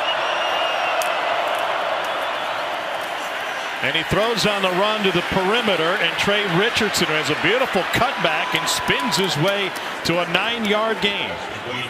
Here's an update on our Chili's impact players, including Cedric Alexander. Yeah, Alexander really got going. A couple explosive runs started to hit with the threat of Pavia being a runner, and then Trey Richardson, obviously the one-on-one touchdown reception to tie this ball game at the end of the first half. Watch out for number 6, though. At some point, they're going to let him try to run by this Tennessee secondary again. Remember the interception earlier when he had a step slightly off target from Pavia. They will try that again.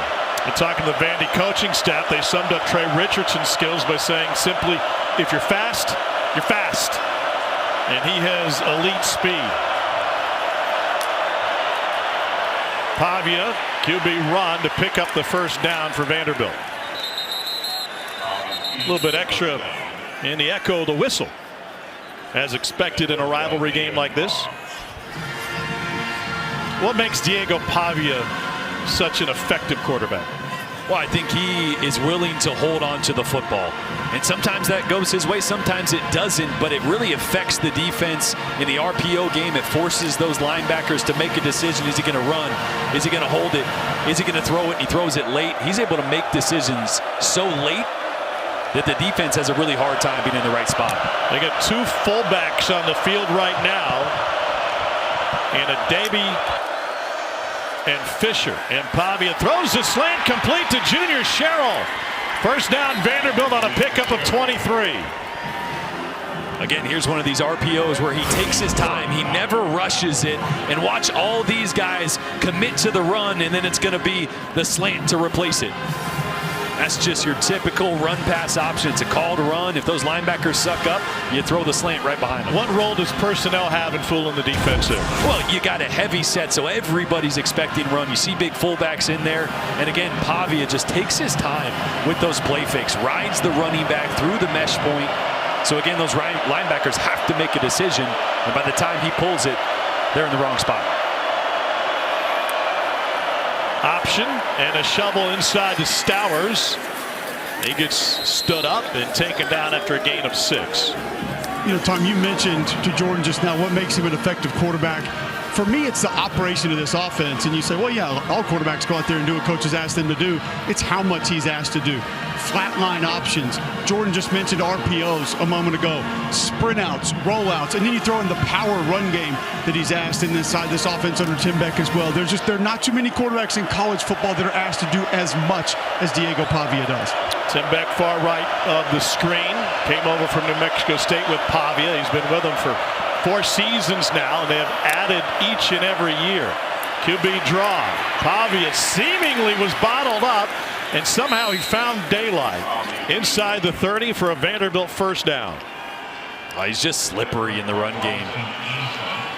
He's so compact, so he can be a physical runner, but it's his vision and his patience as well that are impressive. That one initially pretty well defended by Tennessee. Good penetration. They took on the lead blocker and then just buys time and finds a seam. Opening drive, second half for Vanderbilt. First 9-win season since 1915. They've never won 10 games in a single year. Cedric Alexander pushes forward for a gain of 3+.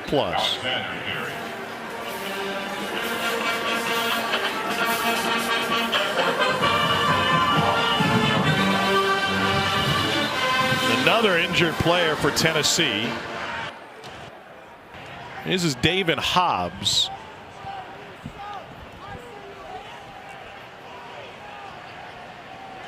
They're already without Jackson Moy, defensive tackle, who got injured in the first half. Well, what a season it's been for Vanderbilt, up to number 14 in the rankings, and they have sailed through calm waters for the most part relative to what they've been. 9 wins for the first time since World War I. 3 ranked wins for the first time ever, and they're reaching new depths of school records for total offense and passing and rushing touchdowns for Diego Pavia. They've never had a Heisman finalist finish higher than 7. Pavia seems to be in line to get an invite to New York City and at the very least be part of the ceremony. Yeah, this game real important for his Heisman hopeful appearance in New York. It wasn't a super fast start for Pavia in this offense. He struggled a little bit early in SEC games. He's obviously exploded as of late, but he won't have an opportunity to play in an SEC championship, and a lot of these Heisman hopefuls across the country, for Fernando Mendoza being one of those guys, will play in a conference championship game. And they did change the voting. They don't allow it to open until that championship Saturday now, so people aren't voting early. You got to take all the games into account. Carl Hinkle finished 7th in the Heisman voting in 1937. He was a center on the offensive side of the ball, great defensive player for Vanderbilt. Went in to be inducted in the College Football Hall of Fame. Hobbs is off to the sideline. We'll test Tennessee's D-line depth.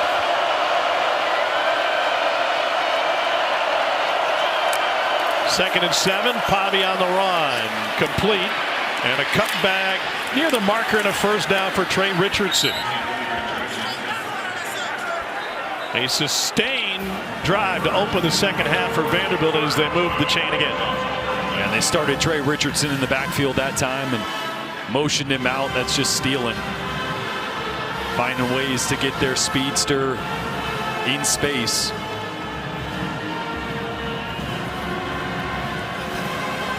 Tim Beck has authored this style of offense for a number of years. He played for Jerry Kill at Pittsburgh State in Kansas. They're on the staff together in the early 90s and still together now in the Vandy coaching staff. 1st and 10. Pavia steps forward, fires in the end zone. Too strong.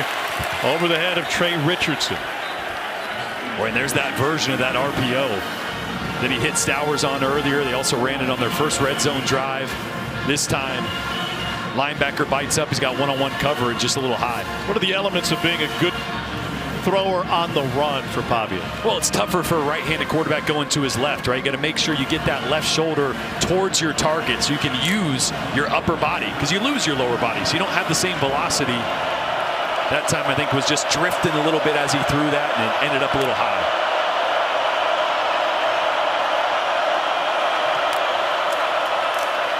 Here's Alexander.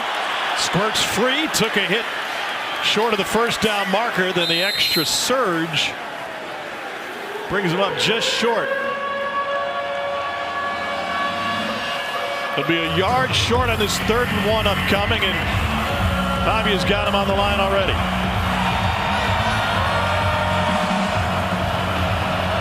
Vandy 3 for 5 on 3rd down tonight. QB sneak. You tell me where he is. Well, that's a play that Pavia gets everybody to the line of scrimmage on his own. We were talking to Tim Beck about that. They tried to sub there because Beck was probably making a call. Pavia got everybody to the line, said, I'm just going to sneak this one. Yep. He allows him the freedom to kind of call those off the cuff if he wants to. That time it worked out on 3rd and short. Nice decoy work from Cedric Alexander, also looking to the sideline like he didn't have the play. Well, he probably didn't. Yeah, Pavia's just, it's like, I think I'm just going to take a snap. Probably him in the center are the only ones that knew what were going on that one. Extra tight end is Bryson Coleman. Alexander bounces it to the outside. He is in. Touchdown Vanderbilt. 5-yard touchdown plunge to cap an 11-play, 75-yard drive.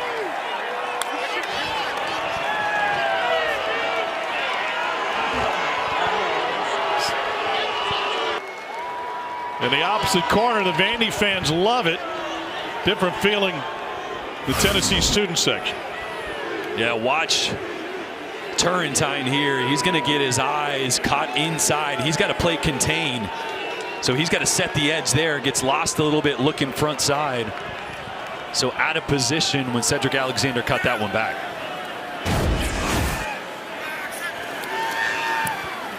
Point after is good. Cedric Alexander's averaging 8.5 yards per carry. Carries this one into the end zone for the 2nd lead of the night for Vanderbilt.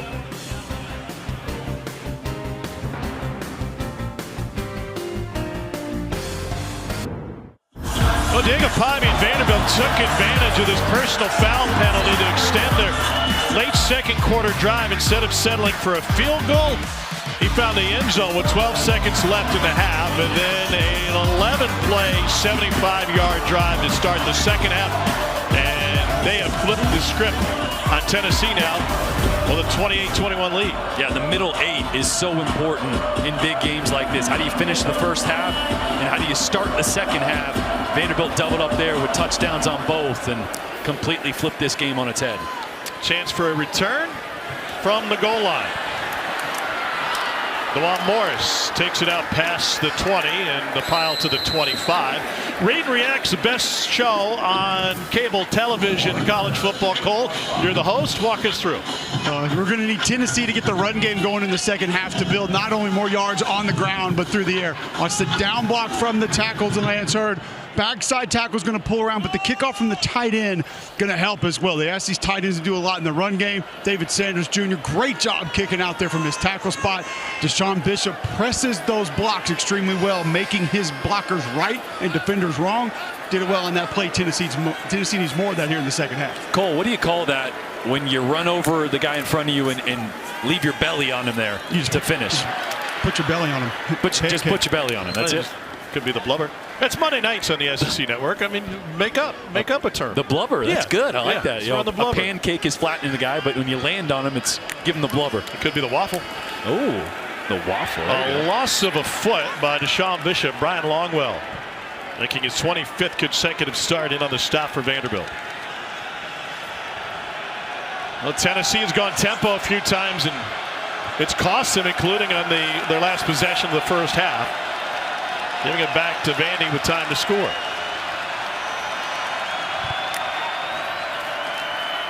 Joey Aguilar. Incomplete. Not on the same page. That's the second time he's thrown what it looks like he was thinking is going to be a comeback, where the receiver presses up 12 to 15 yards and breaks outside to the sideline. And each time it was Chris Brazzell, one time it was Mike Matthews, another broke inside. Almost like a deeper hook route. So it's interesting why those guys are on different pages there. He's talking to Josh Heupel on the sideline trying to figure that out. That's twice now he's missed badly on a miscommunication. Remember, his first year of this program, he didn't show up until late summer after transferring from UCLA. Martell Height falling down makes a fair catch back at the 25 after a 46-yard punt. 28-21, Diego Pavia and Vandy with the advantage.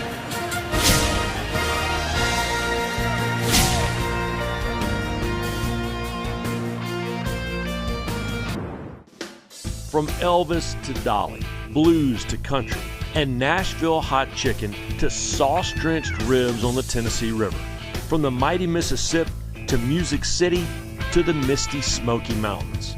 Tennessee isn't just a state, it's a state of mind.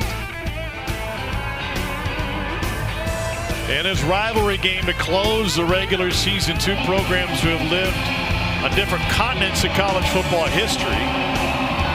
22 10-win seasons for Tennessee, none for Vanderbilt.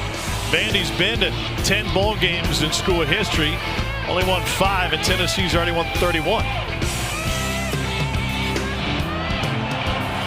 It's wild. This is as real of a rivalry feel as I think this matchup has ever had. Even when I was here, like, Tennessee was whooping our butt every year, so it didn't feel like a rivalry until 2011, we had an overtime game, and there goes Pavia. Pavia after the pump fake and another cutback. Diego Pavia looking for his Heisman moment. And he takes it all the way down to the 35 on a 41-yard scramble.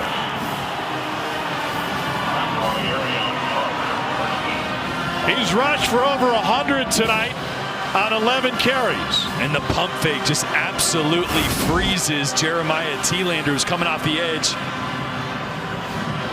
And I think that was actually a design quarterback run anyway, because you saw Jordan White, the center, working up to the second level. And is a pump fake built in or a Diego add-on? I think that's probably just freelancing a little bit. Obviously, you can do whatever you want. You pump or you look to the left and then you hit the quarterback draw. But he knew that guy was coming. He had to do something.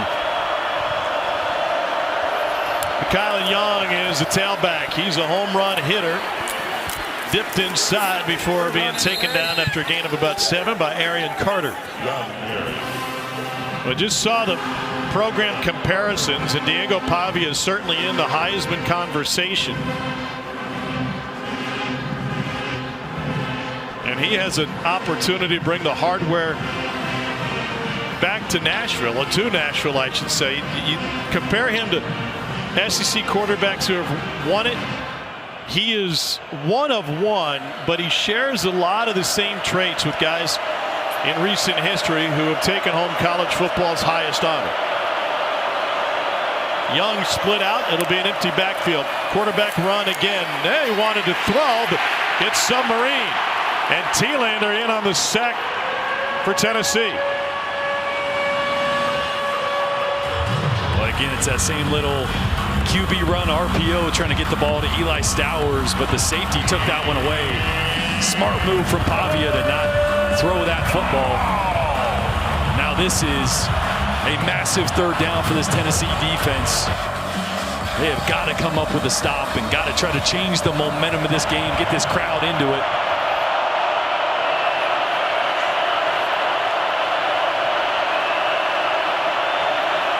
Third and 6 for Pavia. 4-man rush. There's a hole. He finds it, and Pavia scrambles for another first down. 15-yard pickup on third down. Boy, watch the lane open up here as you get a blitzing linebacker to this side. It's a great block as well by Jordan White, the center, just throwing the defender down. And there's just, again, you have to rush to contain Pavia, not rush to try to sack him. And I feel like when you simulate pressure and an end drops off with his back to the line of scrimmage, that's a free play for Diego Pavia. Yeah, at this point, you got to spy Pavia. He's just hurting you so much with his legs right now. They fake the sweep. He goes straight ahead. Caleb Herring with the stop. Well, let's break it down. SEC Heisman quarterback traits. Nobody could argue with the heart that Tim Tebow played with. And Diego Pavia brings that same sort of passion. And oh yeah, the swagger of Burrow. He's got it all in the Moxie Manziel. Guy whose highlights Diego Pavia used to watch on his way to the game, but now, as Cole reported, he's watching his own highlights on the bus in.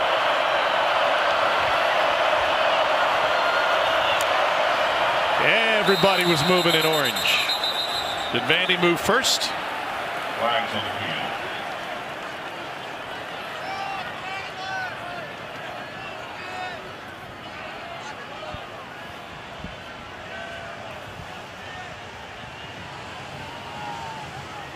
Clark Lee, the Vandy head man. False start for the offense. Number 50, 5-yard penalty. Second down. Yeah, you mentioned the Heisman conversation for Pavia. It's really what he's done lately. Last 3 games, he's been on a heater. It didn't start that way, though. First 4 SEC games, it was just kind of ho-hum. Yeah. Right? I mean, they got by in a couple of those games, but the offensive explosion wasn't really there. And I think that's what Heisman voters will kind of take into account as they look at other guys that sustains that high level of play wire to wire, but it's still wide open right now. Nobody's grabbed it, and Pavia's got an opportunity to make a Heisman moment here on the road against a top 20 Tennessee team. Play clock getting late. Pavia with an option look. Is bottled up and taken down. No gain.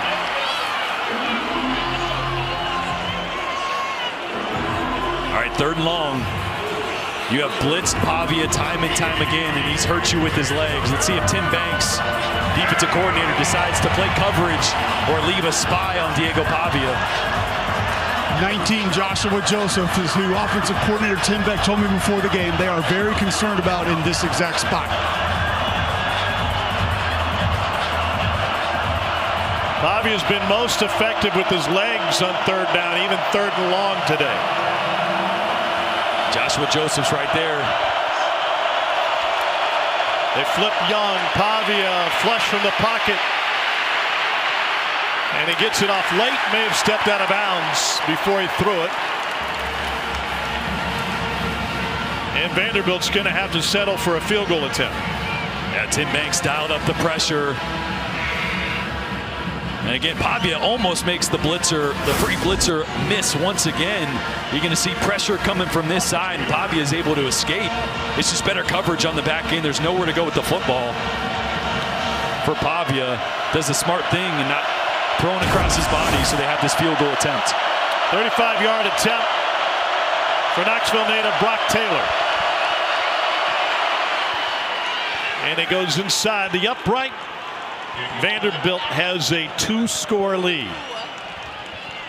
2:12 remaining in the third quarter. Diego Pavia can sense they have a chance at the brass ring.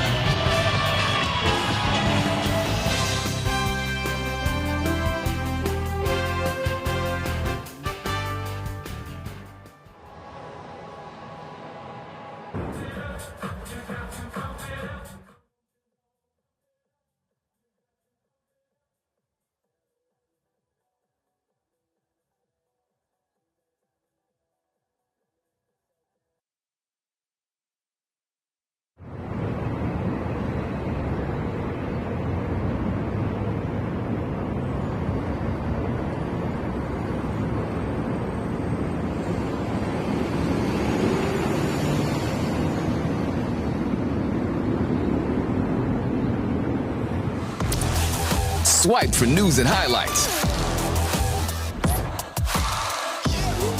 Now available on the ESPN app. Welcome back to Knoxville. You're watching Fairfield by Marriott Rivalry Week. And Vanderbilt trying to end a 6-game Tennessee win streak in this in-state rivalry that has been dominated by the Volunteers. No return. Coming up on ABC at 7:30 Eastern. We cap the night with the 90th Iron Bowl. Tide look to cement their playoff hopes. It's also available on the ESPN app. It's been 2,191 days since Auburn last beat Alabama. Just want to throw that in for Cole. Well, here's what's at play for the bubble teams. You really want to get into this slot, right? Because the ACC champs are probably going to be 11. The Group of 5 is going to be 12. Oklahoma, if they go down, that would help out a lot. Miami 1. Let me get that out of the way for you. Here's Ethan Davis on the catch and a 9-yard gain. As we kind of figure out Vanderbilt's chances if they do hold on here late in the third quarter to win this one, I think the caveat is with Texas winning, would the committee jump them ahead of Vanderbilt? Obviously, they have the head-to-head. They have one more loss, but a much better resume as far as their wins. And especially the victory last night to hand A&M its first loss of the season. But Oklahoma losing, Alabama, if they lost to Auburn, would be massive for Vandy as well in their chances. Think about that Alabama-Auburn game. Alabama has to play their rival. If they win, they're in the SEC championship. If they lose, they're out of the college football playoff. This is the SEC. It's the deepest, best conference in America, and you're either out of the playoffs or you're playing for the championship. Well, they're doing it against an Auburn team that's playing with an interim head coach, batted and intercepted. Or pardon me, incomplete. Wow. Had my mind on Cole. Cole, what do you think of the Iron Bowl tonight? I think Auburn's defense can keep them in the game. Alabama has had some protection issues at times, haven't been consistent rushing the football. I just don't know what to expect from Ashton Daniels.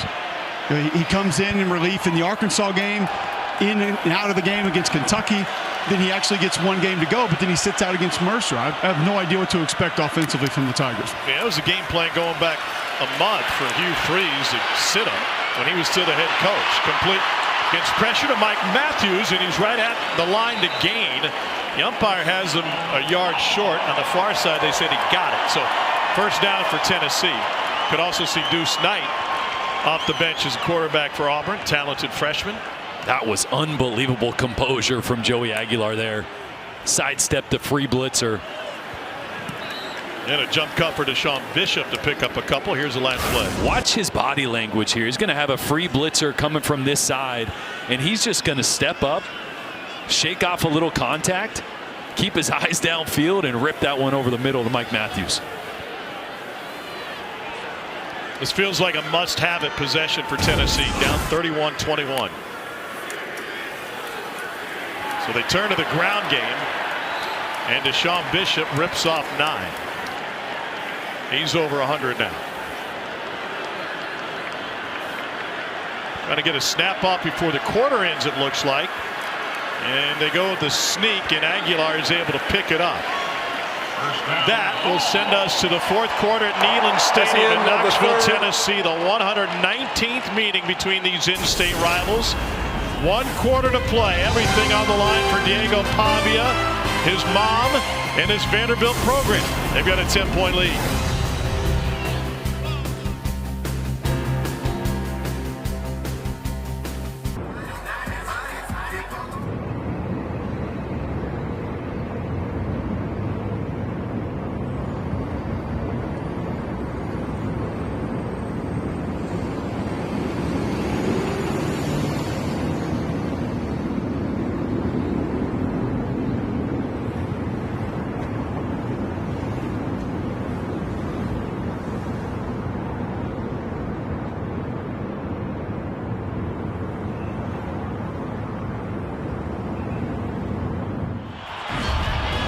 Welcome back to the SEC on ESPN. Vanderbilt dominated the third quarter tonight. Yeah, they really started in the end of the first half, getting those points and rolled the momentum into that third quarter. This is where Tennessee needs to answer. Have had a few explosive plays downfield, but haven't had many opportunities here in the second half. They're going for it. Aguilar going deep down the sideline, underthrown, it gets the flag. Brazel had a couple of steps on Colby Taylor. Pass interference on the defense, number 3. 15-yard penalty from the previous spot, automatic first down. Remember, Taylor got beat by Brazel on his touchdown earlier in the game. Yeah, and Brazel had a step there. Obviously, the contact was blatant. But watch why Joey left this one short. The pocket gets completely put into his lap. He's not really able to step into that as Langston Patterson applied the pressure kind of off his back foot, so didn't get everything into it. And Colby Taylor was not in phase, trying to just get back into phase, and lost sight of the ball. Vandy has this one defended well. Nothing doing thanks to the stop by Joshua Singh. That'll back Tennessee up. Now 2nd and 15.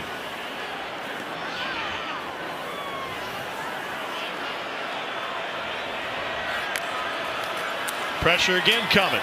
Aguilar hit as he throws. It's still complete. Right at the first down marker. Can be a hair short for Brazel.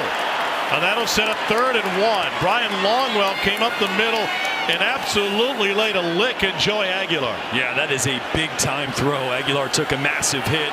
Deshaun Bishop tried to block. Patterson unable to. Still right on the money. 3rd and 1. Aguilar tries to keep it, and he does! It's a Tennessee first down. He olayed Randon Fontenette, left him in the backfield. If Tennessee claws their way back into this game, you're going to come back to this play, because he was dead to rights in the backfield for a big negative play, and Joey makes an even better play to get not just positive yards there, but a first down. He guessed wrong there. I mean, he was trying to slow play the pull and just guessed wrong, but made it right. Now the 12th play of the drive. It's all Aguilar. Popped at the 10. Colby Taylor, a few extra words after the big hit. But Aguilar is trying to will this Tennessee team back into the game, down 10.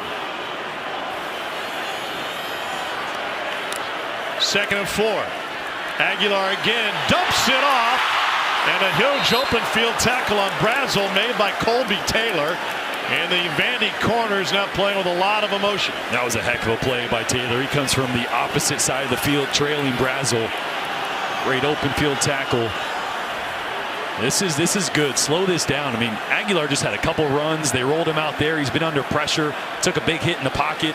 He needs a second to catch his breath here for a big 3rd and 3. He ran for the last one. Matthews matched up with Taylor, bottom of the formation. Going to get man coverage. To throw. To Matthews. And in and out of the hands.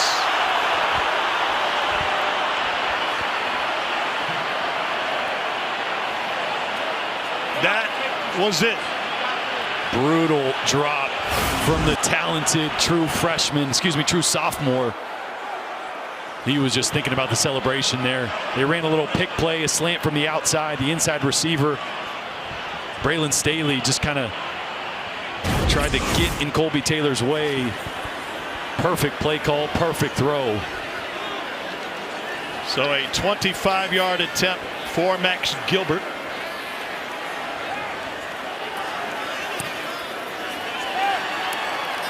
And it's good.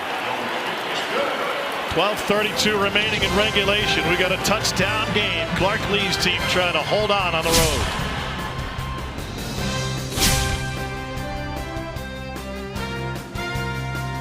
Take a look at today's player spotlight, brought to you by Cintas. Diego Pavia, 270 yards in the air, 124 on the ground. It's his second 100-yard game this season. It's really been his legs. It's been a difference maker here in the second half. And here you see the other top Heisman candidates across the country. Numbers definitely stack up. Julian Sayin threw a pick early in the game against Michigan today, but finished with 3 touchdowns on 19 of 26 passing. And Indiana won the Old Oaken Bucket in a runaway against Purdue last night. Thank you for doing those people. From the 4, Trey Richardson breaks free and takes it out to the 29-yard line. Player Spotlight brought to you by Cintas. A day in the life of Diego Pavia. Struggling in the first half, he threw 2 picks, which led to 14 Tennessee points. Talk about a comeback. Yeah, I think it's just a microcosm of who he is as a player. Sometimes it doesn't look pretty, sometimes it's not perfect, but he finds ways to get things done. Obviously responding from the 2 early turnovers to throw the touchdown before half. And again, the improvisation on some of the scrambles that he's had have really broken the back of this Tennessee defense in this second half. Coming off of a school record for passing yards in a game last week against Kentucky.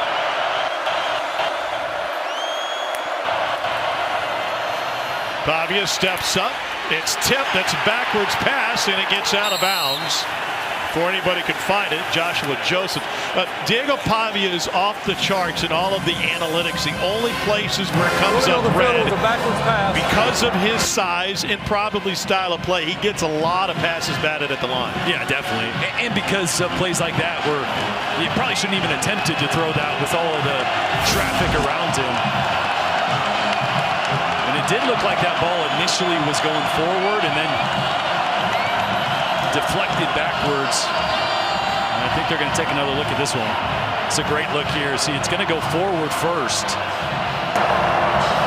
Previous plays under video review. The ruling on the field was a backwards pass out of bounds at the 20-yard line. Well, that'll be a 10-yard difference if it is indeed an incomplete pass instead of a backwards pass.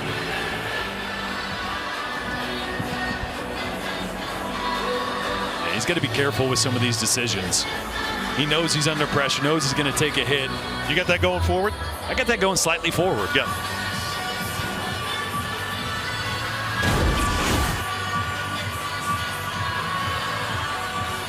Okay.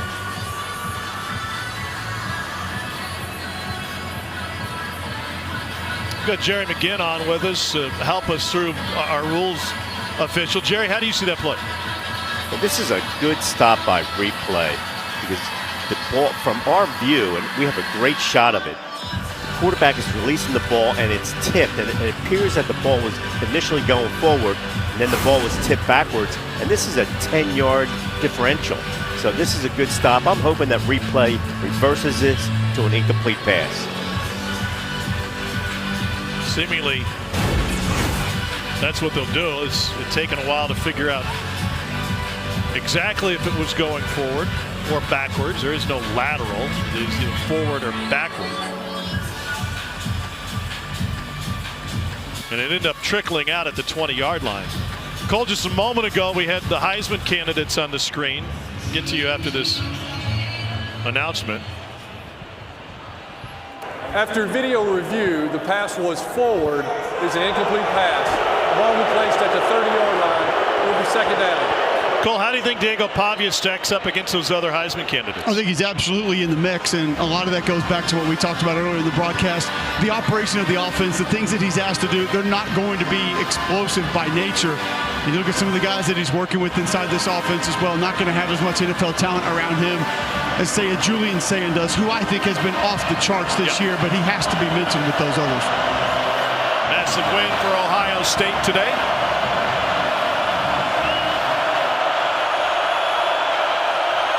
So after the review, 2nd and 10.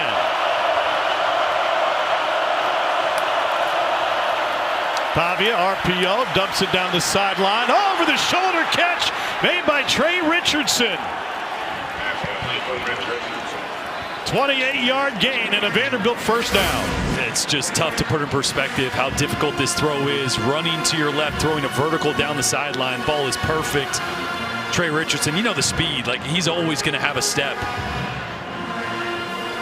I mean, Jordan, that's designed to look like a quarterback run. Yeah. And that's a throw that a lot of quarterbacks, they want to get set up to be able to make that throw. Just the level of difficulty is extraordinary. 10th play of 20 yards or more for the Vanderbilt offense today. They going to look at this one?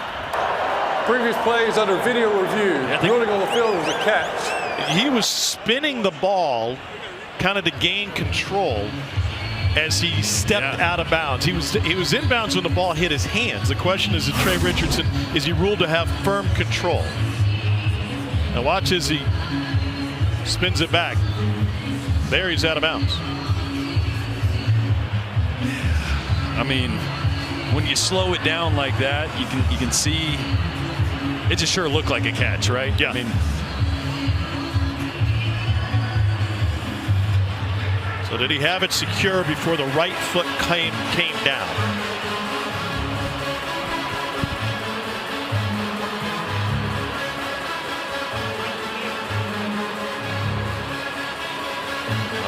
I mean, it's gonna be close. Anytime you slow something down this much, okay, let's see his feet. So you've got until the right foot hits.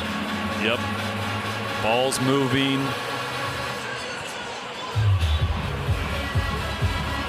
I don't know. I mean, there's a gap between the ball and his left hand. The question is, was he palming it? Did he have it firmly secured by his right hand? Let's bring in our rules analyst, Jared McGinn. Jared, can you have it in control with just one hand on top? I tell you, this is a good stop, and at first it looks like it's obvious a catch. And as Jordan mentioned, when you slow things down like this, you can kind of like make anything that you want. I like the fact that it is a catch because he's really doing a football move with it. Mm-hmm. He has it, and he's just trying to tuck it away a little bit better. Does it move? Yes. I like it as a catch. Can you rule it a catch and rule that he has it secured with the right hand on top of the ball, like a basketball player palming it? You can, but then the ball shouldn't be moving. Yeah. This one does move a little bit. And then it also ended in his left hand at the end. Right. Now the ruling on the field is a catch. After video review, the ruling on the field is upheld. I think that's right. Yeah. Like, I believe I think if it was ruled incomplete, they probably would have stayed with that also.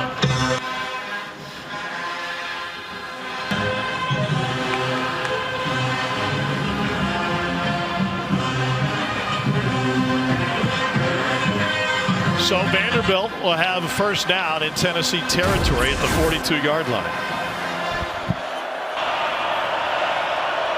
Diego Pavia is thrown for 235 and a touchdown. 2 interceptions in the first half led to 14 points for Tennessee. The pump fake and a run. And Pavia bottled up and got some friendly pushing and shoving on the interior. That's a play Tim Beck said they had to get to this offseason, and they get to it in a lot of different ways. Counter, quarterback counter there, but they can run it with their backs, 2 tight ends. They go 5 wide with an empty backfield here.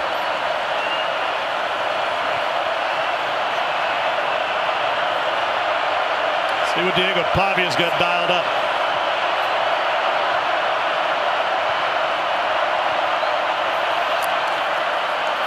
Pavia fires complete for a gain of 3 to Eli Stowers. Pardon me, gain of 4. Jalen McMurray with the stop for Tennessee. Big third down.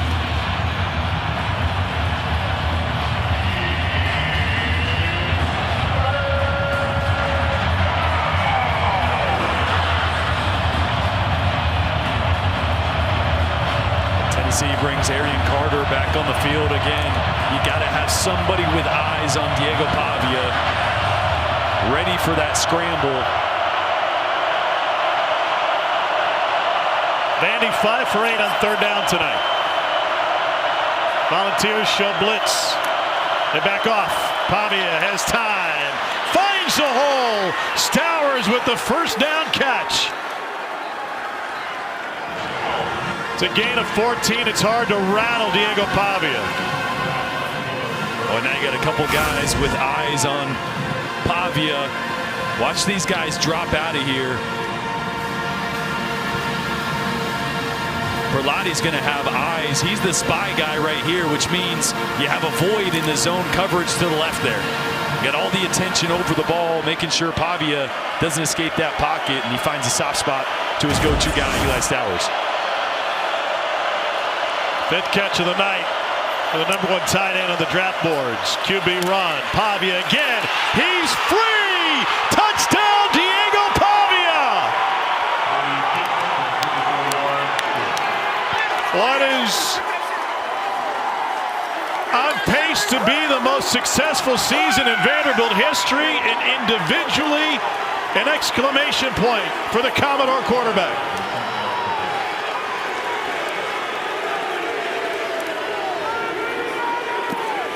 And then he choreographed the pose.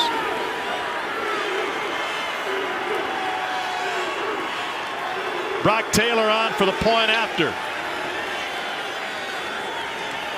With 13 seconds left in the first half, Tennessee led this game 21-14. Since then, the Commodores have imposed their will.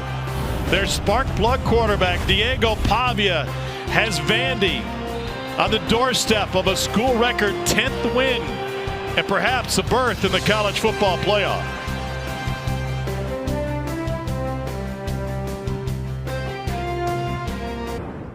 ESPN College Football is presented by Chili's 3 for Me, the best $10.99 you can eat. Diego Pavia and Vanderbilt striking a pose. It's a 2-touchdown lead for the Commodores. Break down this last play. Yeah, watch this block by McKylan Young. 200 pounds on Arian Carter's 235. They're going to meet in the hole, but it's a little subtlety to what Pavia does as he hesitates right here. He's going to get Farouk to jump inside of this block, and that sets up the massive hole. If he doesn't do that little hesitation, Farouk probably stays outside leverage on Jordan White, the center there, and it's still probably a good play, but might not be a touchdown. That little hesitation sets it up perfectly. We talk about great players making things right. It wasn't great blocking by the offensive line, yet he made them right by making that move. Huge game today in Norman. Let's get you to the studio. Here's Matt Barry.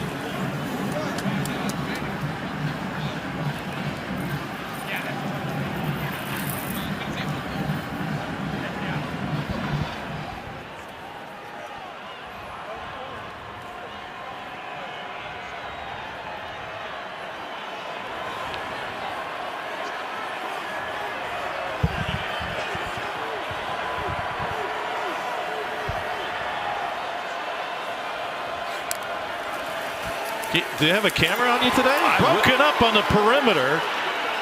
And Martell Height tried to take it to the checkerboard. I wish I had lettuce like that guy. I'm jealous. That is nice. By the way, LSU just moments ago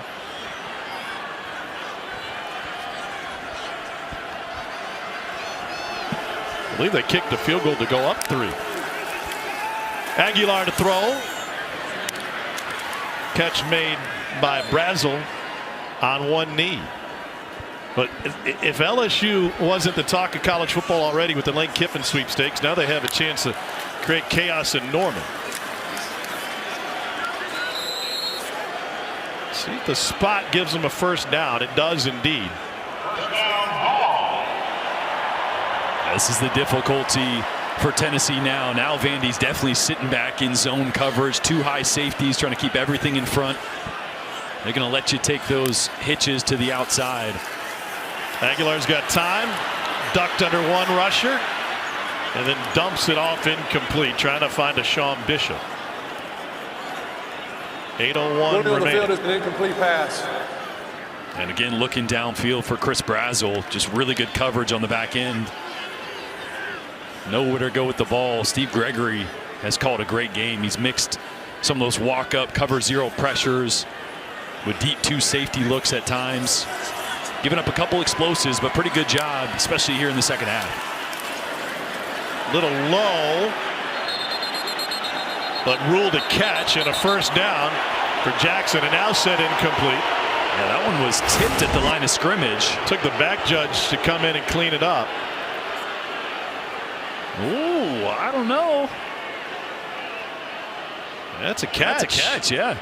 That was, you could see the spin of the ball there. That one got tipped by one or two guys at the line of scrimmage. We'll take a look. Previous play is under video review. The ruling on the field was the pass was incomplete. Well, they're getting their money's worth out of the camera down there on the sideline. Yeah. Yeah, I think so. On the DV Sport monitor there. And this is a great catch. I really don't think this touches the ground. Great concentration.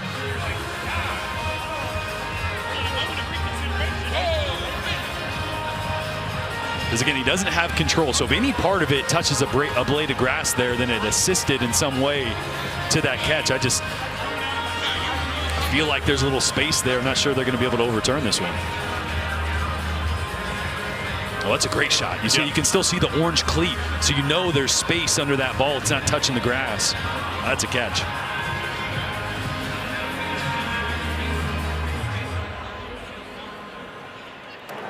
After video review, the receiver had possession of the ball and did not touch the ground.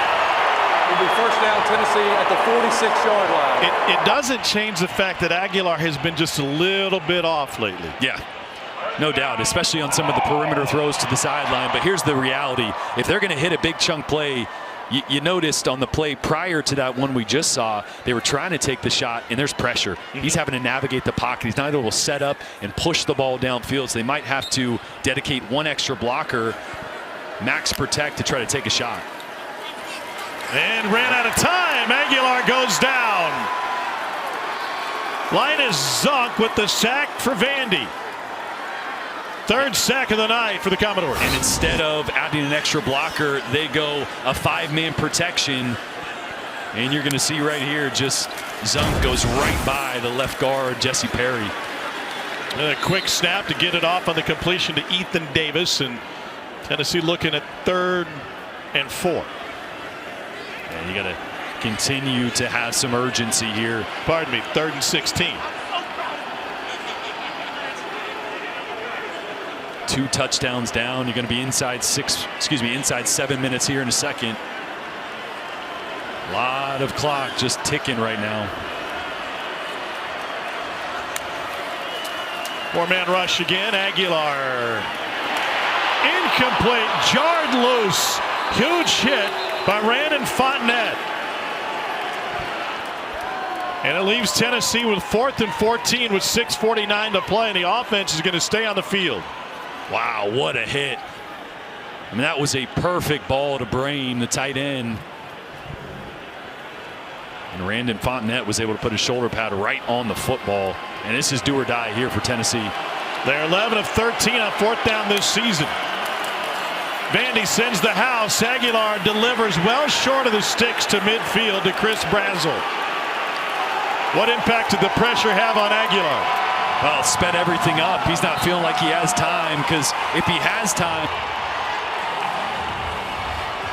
because of the blitz, if he has time, he can work backside. Instead, he's throwing a route that's short of the sticks anyway. Watch Braylon Staley on the backside on a dig route after this clear out is going to come open. If he has time, he's able to work back there. That's a wide open receiver. Instead, the pressure got to him, and Vandy holds tough.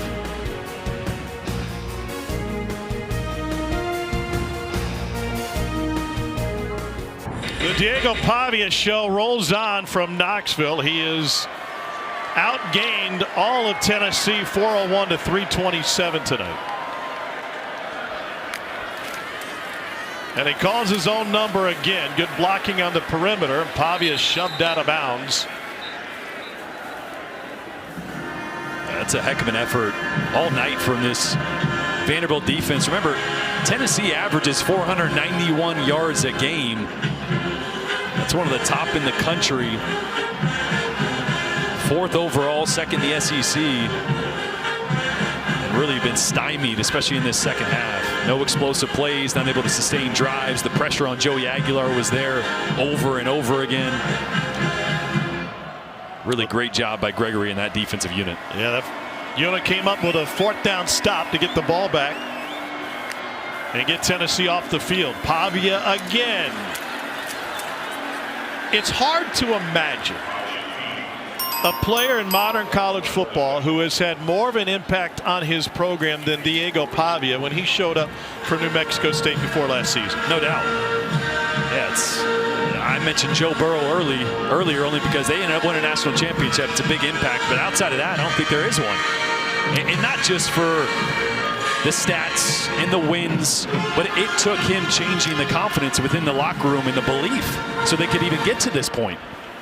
And obviously you plug in the scheme from Tim Beck, which I think is a guy that's wildly underrated for the effect he's had as well. Pavia gets a lot of the credit. Clark Lee gets a lot of the credit, as they're due. But here we go. For a home run for Cedric Alexander. He is in. 39-yard touchdown run for Alexander.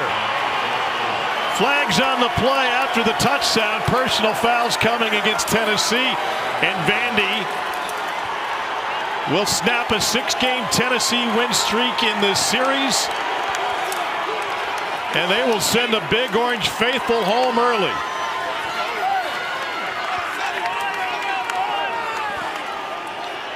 That's just what it looks like when you break the spirit of a team. You can tell the frustrations boiled over there after that play from the Tennessee defense.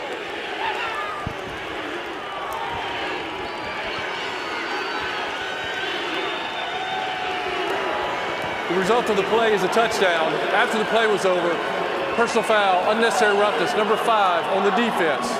That 15-yard penalty will be added on the kickoff. We'll have the try. So we swing back and forth. Vandy adds to its lead, but Oklahoma just scored a touchdown against LSU. Yeah, there's nothing special here. You just slip one tackle. Pressure means there's nobody at the second level, and it's a foot race. Taylor bangs it through. 45-24 the lead. Now a quick word from Cheez-It. Okay, Cheese. 50-yarder for the win. You thinking what I'm thinking? Ice the kicker. Something better. Terry. Did you just get hired? Dude entered the portal and came out a legend. Want it, need it, Cheez-It. 21-point lead for Vandy. 5:10 to play. Cedric Alexander's got 3 touchdowns, and he's averaging 11.5 yards a carry. Is that good? Not bad. An indication of how physical Vanderbilt is and how skilled Vanderbilt is, and that is in direct relation to what they have been in years prior. Yeah, and what Clark Lee was able to do, rebuilding this team on the offensive front, on the defensive front. They're built like an SEC team on the trenches, which I don't think you've always been able to say about Vanderbilt. And what a way to follow up. Not just the talk. I mean, why are you laughing? They're having a terrible No, I wasn't weekend. laughing. I feel for her. What? That was mean. No, I wouldn't. She's sad. It was an ugly cry. You know, she's not gonna love that looking back at it either. No, probably not. But it'll be on our Instagram before the end of the night. Yeah. I was gonna say, what a way to follow up, not just the talk and the confidence that this Vanderbilt program has not been shy about putting out in the media, but for Clark Lee signing a new 6-year deal and then backing it up, getting this team to 10 wins for the first time in school history. If they hold on here, obviously with 5 minutes left, it looks like that. Plenty of drama. Check in on outside of here. Here's Matt Berry.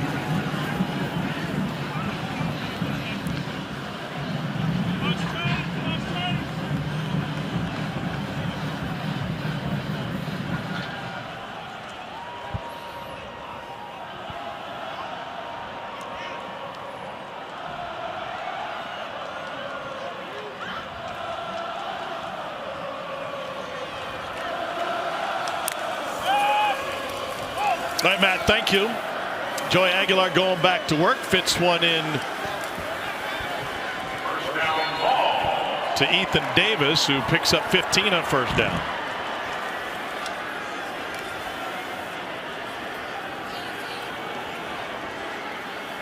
Last ditch effort for Tennessee in its high-powered offense. Aguilar backpedaling, and he gets taken down again. The Vanderbilt defense flexing its muscles tonight. Zaylen Wood with the Commodores' 4th sack of the night. Yeah, sometimes it's great design, sometimes it's missed blocks. That one was just great effort from Wood. Fighting through a block, not giving up. 2nd and South Knoxville to go. Complete to the edge to Ethan Davis.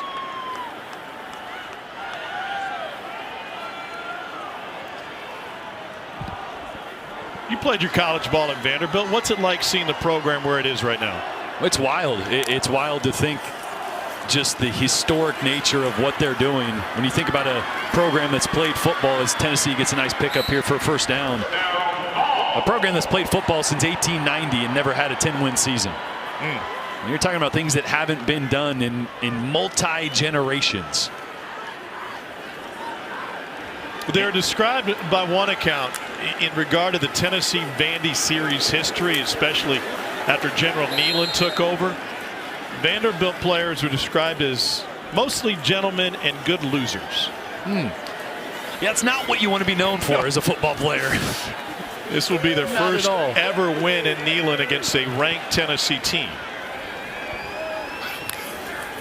Blitz coming. They sent the house. Aguilar wanted to go deep as receivers slipped.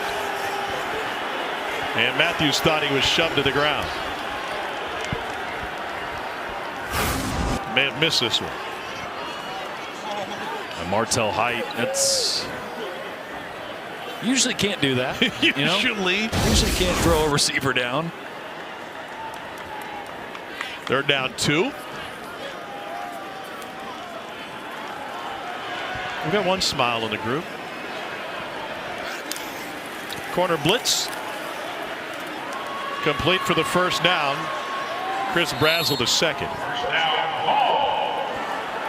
Well, an interesting scenario for Tennessee going into the postseason, and a bowl berth awaiting them. Destination TBD will be the status of court case to try and get Joey Aguilar and others another season due to his year in junior college ball.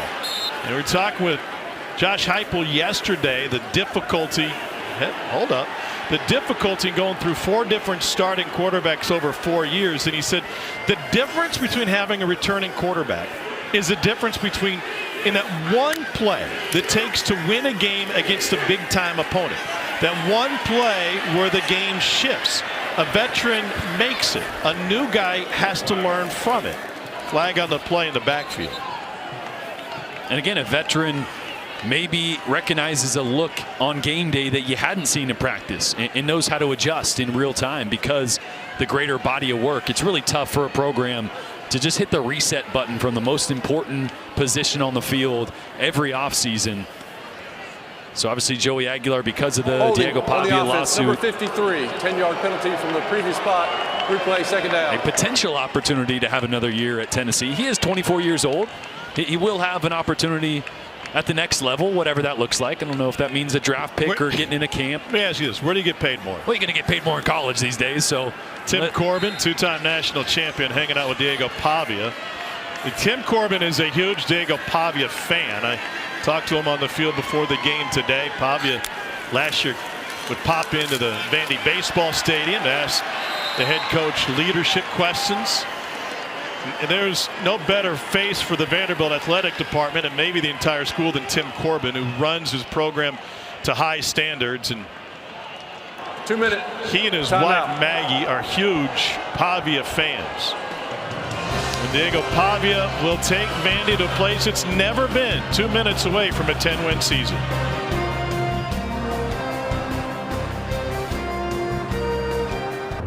Leading Patriots host the Giants 8 Eastern on ESPN, ESPN Deportes, and the ESPN app with Peyton and Eli on ESPN2. Coverage starts with NFL Live at 3 Eastern.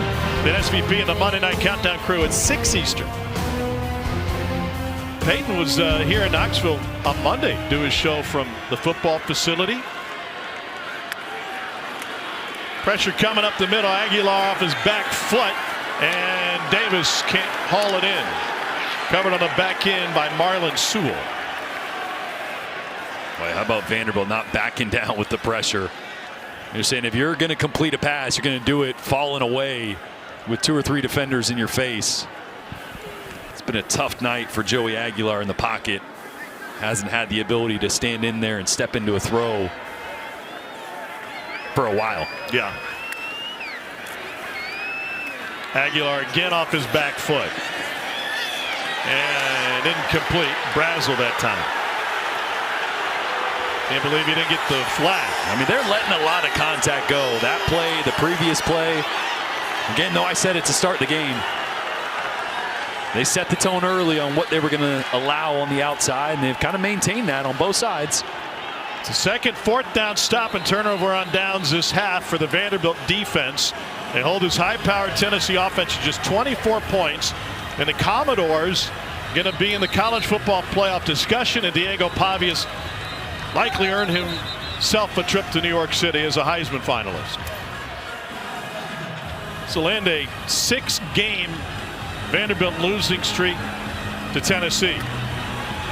Meanwhile, they're taking a knee in Norman, and Oklahoma's going to survive LSU.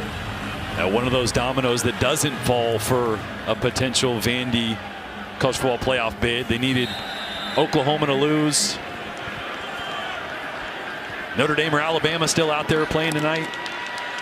Would love if one of those teams got upset. It's going to be tough. The late night watching Notre Dame on the West Coast at Stanford right here on ESPN. Dump off. And out of bounds to stop the clock goes Mykylan Young. How about Diego Pavia's day? Yeah, it's really his legs that open this game wide up. 159 yards on the ground for him. Another 268 through the air. Obviously, those 2 interceptions, he bounced back and he dropped a few dimes later in this game. That one to Trent Richardson down the sideline. The little hesitation on the long run. And then getting all the big boys involved. Last 4 games, they have averaged better than 41 points and 530 yards of offense. Of note, all of those have come against SEC foes. Pavia pass midfield.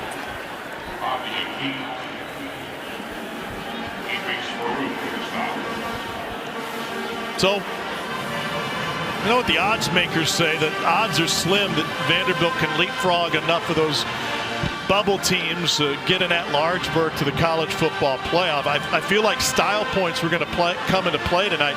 And you look at how Vandy dominated the second half. You got to win this thing by 3 touchdowns. That's a lot of style for Clark Lee. Yeah, 45-24, 577 total yards of offense. And also they held Tennessee to just 382 yards of offense, over 100 below their yearly average. It's a pretty dominating performance in one of the more difficult places to play in college football. This will be Vandy's first ever win in Neyland Stadium against a ranked Tennessee team. The first time they met as top 25 opponents. Clark Lee's contract extension looks like money well spent. Vanderbilt, for the first time in program history, will move to 10 wins on the season.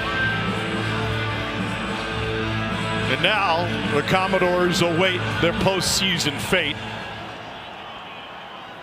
with the conference championships set for next weekend.